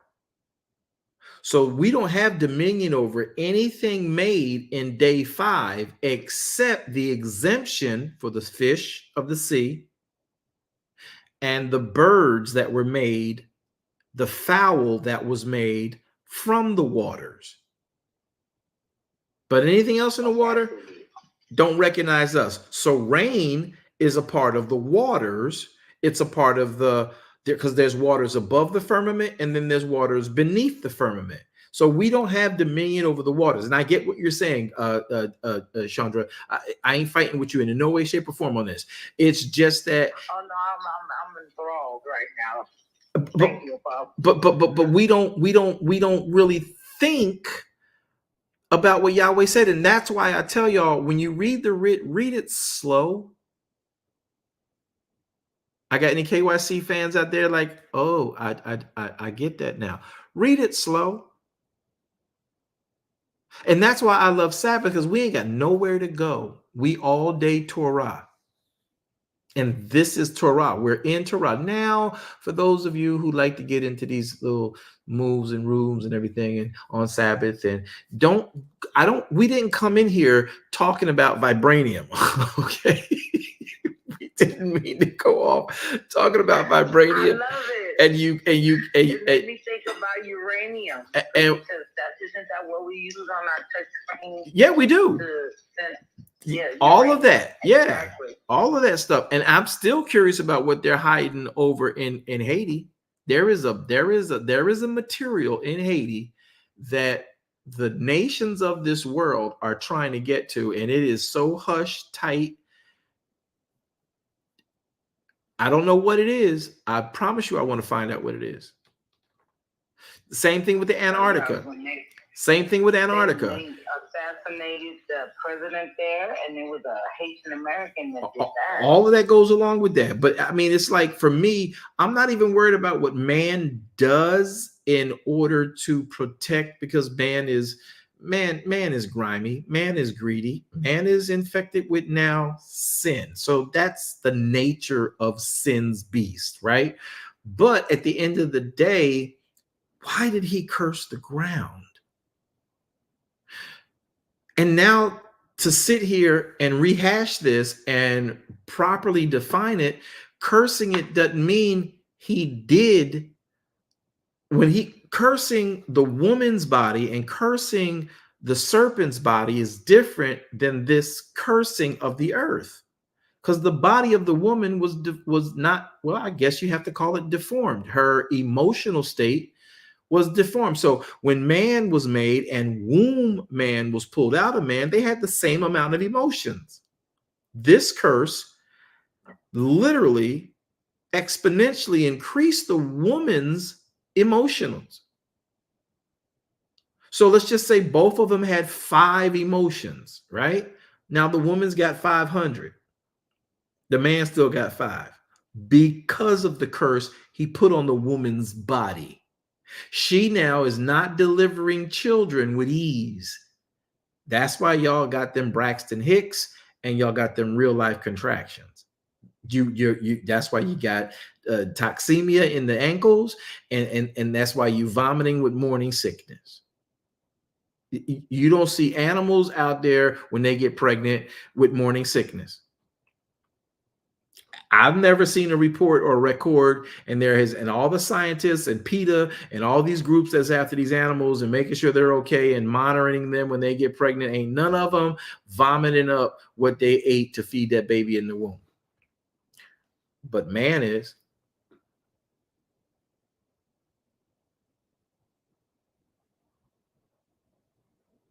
Nobody? I'm the only one? Yeah, nobody is nothing to say. Thanks for the reminder, Apostle. You know what, Andrea? Did you have your coffee yet? Because I know it's early in the UK. Did you drink your coffee? No. Get somebody get her some coffee. And when I come back, you be wide awake. I love it. I mean, but think about that. I've never seen a lioness having morning sickness. I've never seen a bear, black bear, brown bear. I've never seen a cougar. I've never seen a bobcat having morning sickness. I have had cats and dogs, and I've never had a dog with morning sickness when they were producing a litter.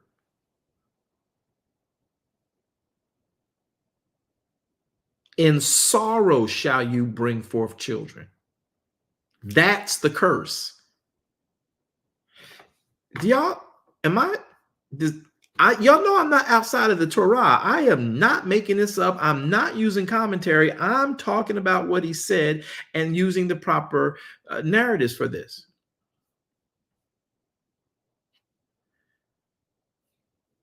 No, it's good.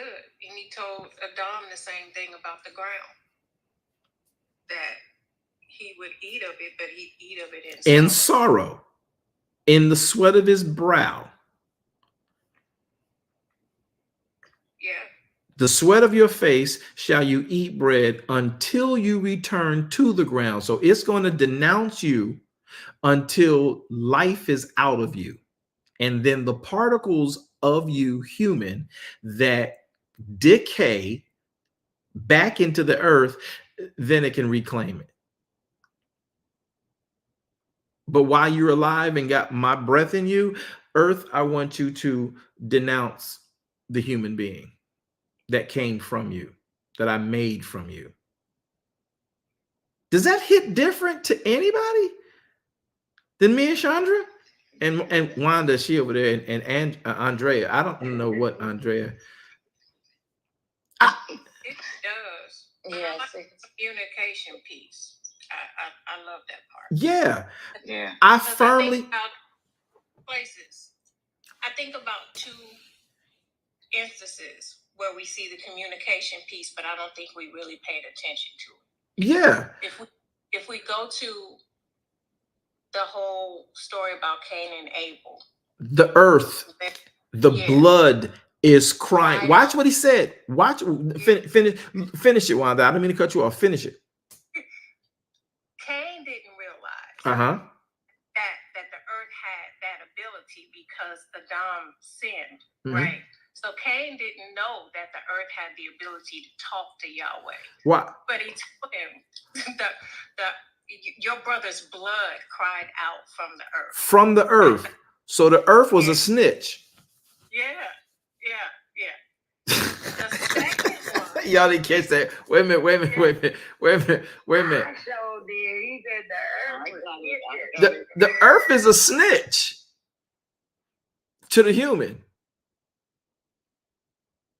Did you know that you could bury an animal in the earth and plant around it? But if you bury a human in the earth, you got to wait until a certain time to plant. Wow. Didn't know that.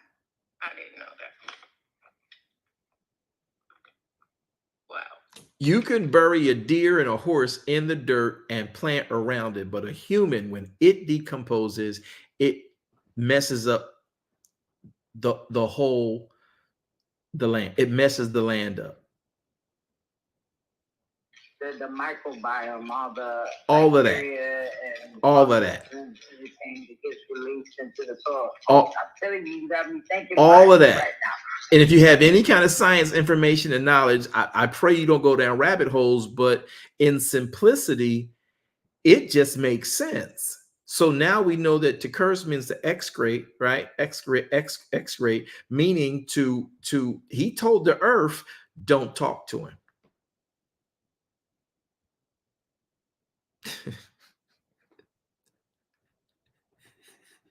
Don't talk to him. Denounce him.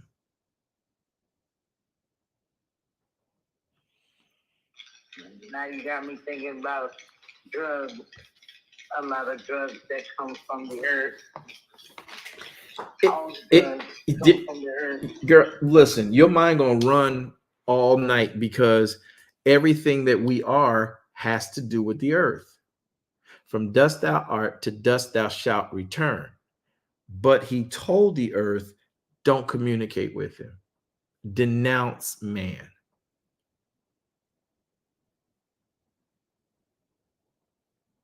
That's what the word excrete means. Decry him, condemn him, detest him, loathe him. That's the word used and its similarities. One of the definitions for the word excrete means feel or express great loathing for. So Yahweh tells the earth he made man from to greatly loathe the product he made from the earth. In this case, not the horse, not the cow, not the goat, not the lamb. So when Cain kills Abel, the blood, because now life is out of Abel, the blood returns to what it's from. The body is laying on what it's from, and the earth is like, yo, Elohim, Cain killed this one. He over there. He over there. Go get him. You say, go get him. He over there. The earth is a snitch.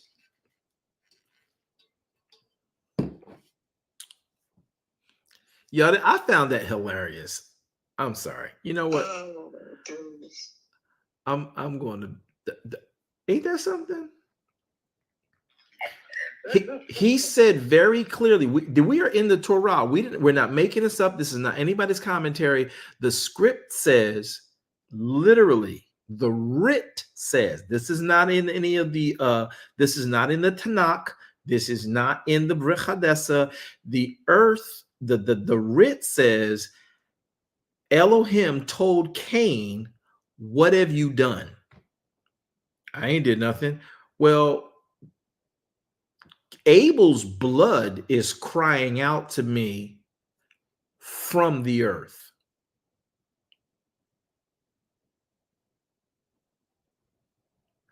See, we got to stop because this is where we losing all. We done lost 15 people in the broadcast since we started talking about this stuff. Because you know why? We don't want to talk about the writ. We want to talk about church stuff. I ain't here for that. I'm here to understand, Elohim, what are you doing? Who is man? Can y'all just say, Yahweh, who really is man that you're mindful of him? You ain't got to say it off mic, but just say, Yahweh, who are we that you are mindful of us and that you actually visit us? He wants us to know so badly his plan. And we just keep getting in the way. Started with the fruit. It started with the disobedience. And here's what he says. You know what gets me in understanding how to Sabbath? Isaiah 58 says, if you will deem the Sabbath, the day I made for man and all, holy, Kodesh, delight in it, I will cause you to ride upon the high places of the earth. I will feed you with what I put on Jacob, Isaac, and Abraham. I will feed you with the heritage of Jacob. I will feed you with the heritage of Jacob. Did you know that Jacob was able to find water when nobody else could? In a desert. People fought him in certain regions because they were digging in areas that they could dig for weeks, days, months, and not find nothing. And this guy come not in any of the wells that they dug and find water near the well that they did. And they would fight him like, you still on my property. That's my well now.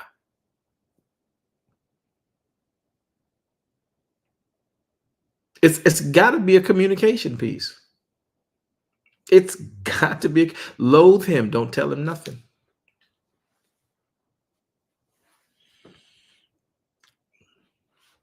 Yeah. So, Apostle, I wonder, I have another piece to that, but I wonder, will we have to pray the way we pray now? For provision? I mean, I can't say yay or nay, but if I'm to speculate the way we are right now in this particular thing here, I listen. Could we have just put foot to ground? Bingo. Communicated to him that way. It's exactly, that's what I'm saying. That communication piece has got to be something with the soul and the different. I mean, look at your hand and then turn it over. Look at your palm and then turn it over. These are two different types of skin. Your foot is identical to this. You feel if you ever had somebody give you a hug or grab you in an emotional state and you could feel when they touch you, something confer into you. Anybody ever had a touch communicate to you? Yes. Yes. Yes. I'm gonna leave that alone because now we're getting into some stuff that y'all not really ready for. Y'all be like, he ain't saved. He ain't saved. That was Holy Spirit, you know. Right. We're all one body and they connect. Our spirit connect to one another. He ain't saved. He got them people talking about some witchcraft over there. Okay. I'm just putting it out there. Why did he curse the ground? Why do we have these portals? We got nerve endings. Have you ever sat in a foot, and I've done this, a foot cleanse, a foot detox, where you can have all the different types of, not all of them, but the residue of metals and toxins drawn out of you. You ever sat in that bucket of water like I used to do? I forget what the technique was called. And they would put electrolysis or something, I think I said it wrong, in the water, and you sit there for like about 20-30 minutes and the water get foamy. No, my feet wasn't dirty. So stop. I heard you. My feet wasn't dirty, but the technique, see, there y'all go judging. The technique draws out of your foot elements from your body. I mean, we're already porous, but they're not pulling it from the elbow. They're not pulling it from the scalp. They're not pulling it from your hamstring. They're pulling it from your feet. The sole of your feet is excreting with proper agitation and draw certain minerals and elements in your body.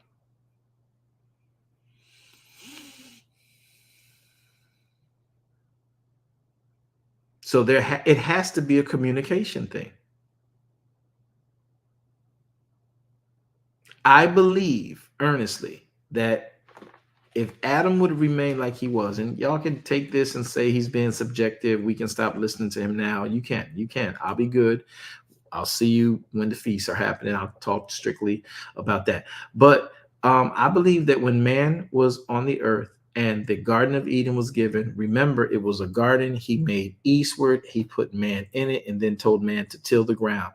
So as man would walk through that ground, I firmly believe, and I'm not going to tell you the rabbi because I don't want him to have his name out there, but we were chatting. We both believe that if every time Adam's foot hit the undeveloped land, that footstep would make the garden expand. Now, I'm going to leave it alone because we don't have any proof for that. But why he cursed the ground?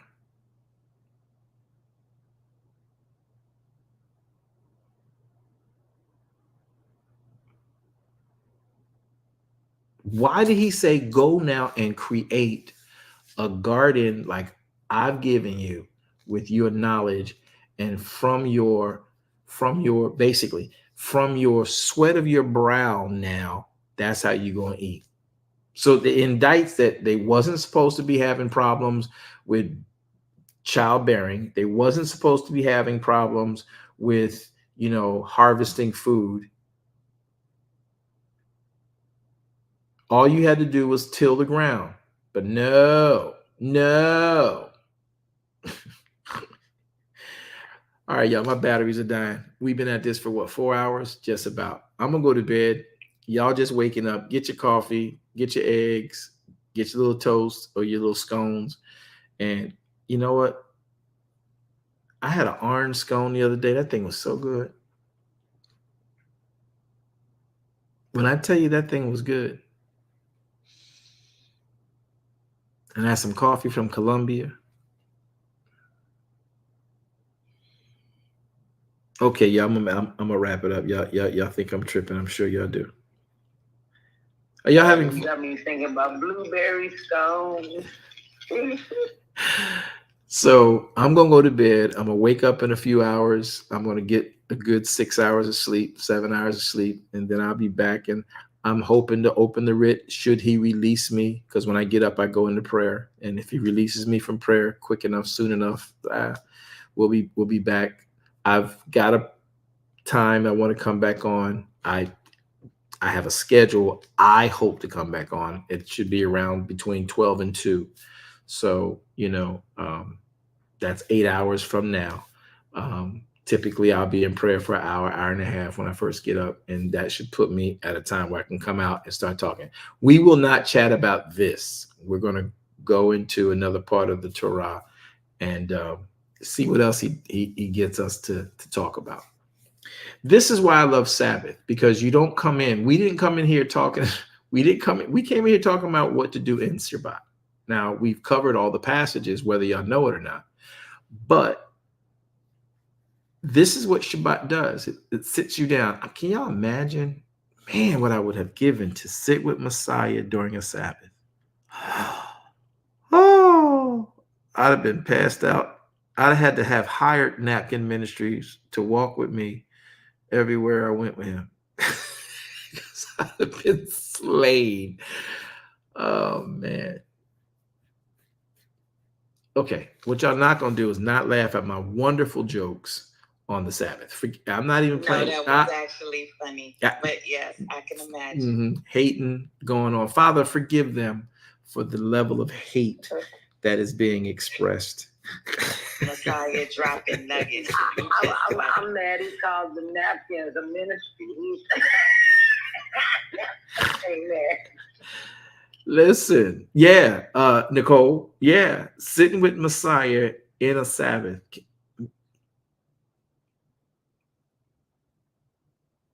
Man. Yeah. You would definitely be on the floor. I'd be on the floor. I promise you. Sitting with him during Pesach. Do you not realize that we're going to have that opportunity in the millennial reign?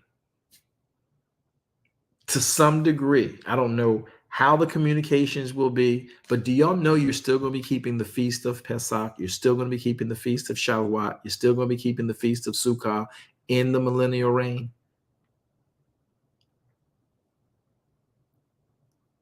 Still having Sabbath. Still having Shabbat. Exactly. And he will be in the earth with that. That's why it's imperative that we in Shabbat only read Torah. Let Torah speak to you. Let Torah open your mind. Don't be trying to go into Genesis or these other books and come out with this unless you're directing it right back to Torah. Torah is the life. It is the light and the life of man. They that live by Torah live by Torah.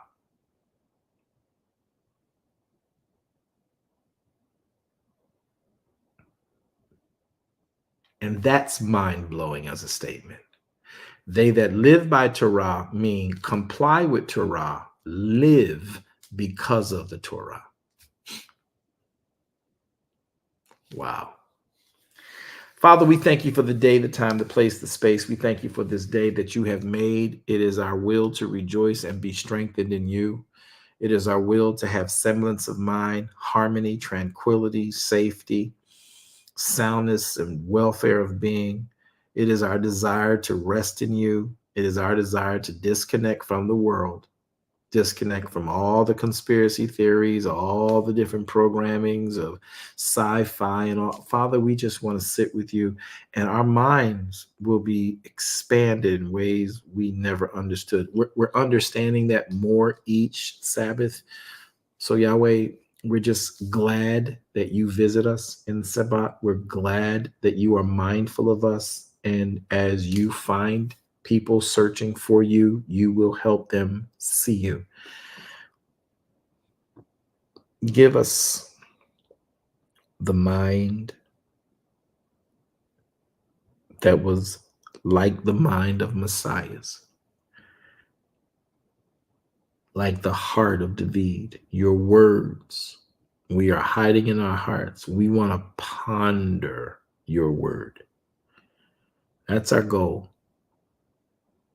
So as we disembark from this particular study, those who are just waking up in Vietnam, been up for a while, China's been up for a while, South Africa's been up for a minute, UK, they just woke up and trying to get scones and coffee. Father, I pray you as they begin their own personal studies, as I will begin mine when I wake up.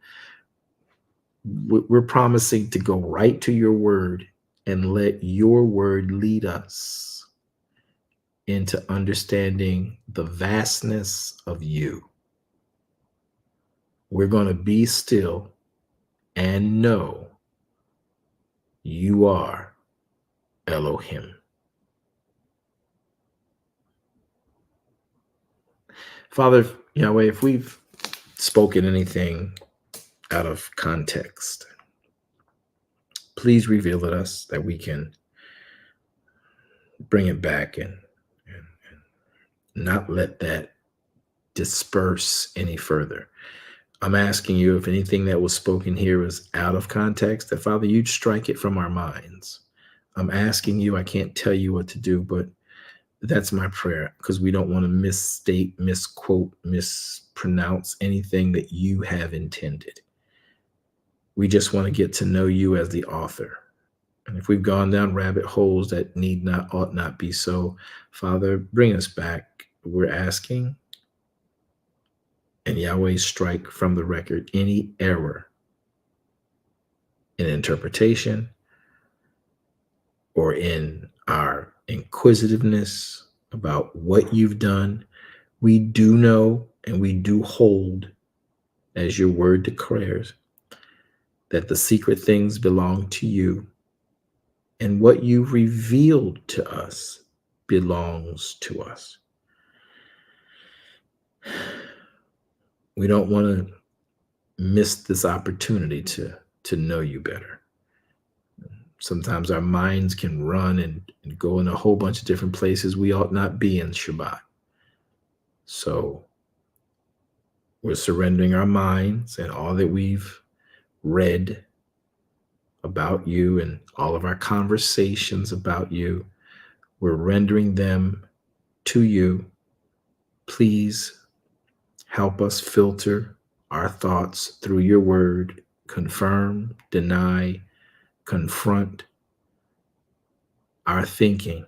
We know that we were tainted with the knowledge of good and evil by our forefathers, but we coming into the Sabbath to know your truth, not our truth, not a truth we want to make and a truth we want to put in a book and sell. We want to know your truth. We ask this honestly, earnestly, humbly, respectfully, reverently, in the name of Yeshua HaMashiach. Now may Yahweh bless you all and keep you. May Yahweh make his face to shine upon you and be gracious unto you. May Yahweh make his face to shine upon you and be gracious unto you. May Yahweh lift his countenance on you and grant you all 13 attributes of his shalom. This we pray in the name of Yeshua HaMashiach. And I look to see you all later on tonight, later on today. And I'm hoping we can come together again and chat regarding his word, studying it with open hearts and open minds. Have a wonderful day. For those of you just rising, Shabbat Shalom. Those of you going to sleep, Shabbat Shalom and sweet sleep to you.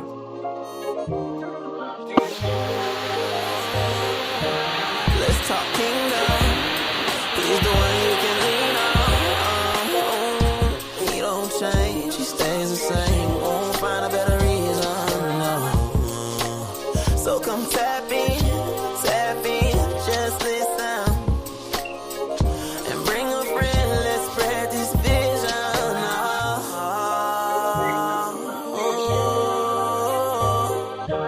Let's talk kingdom.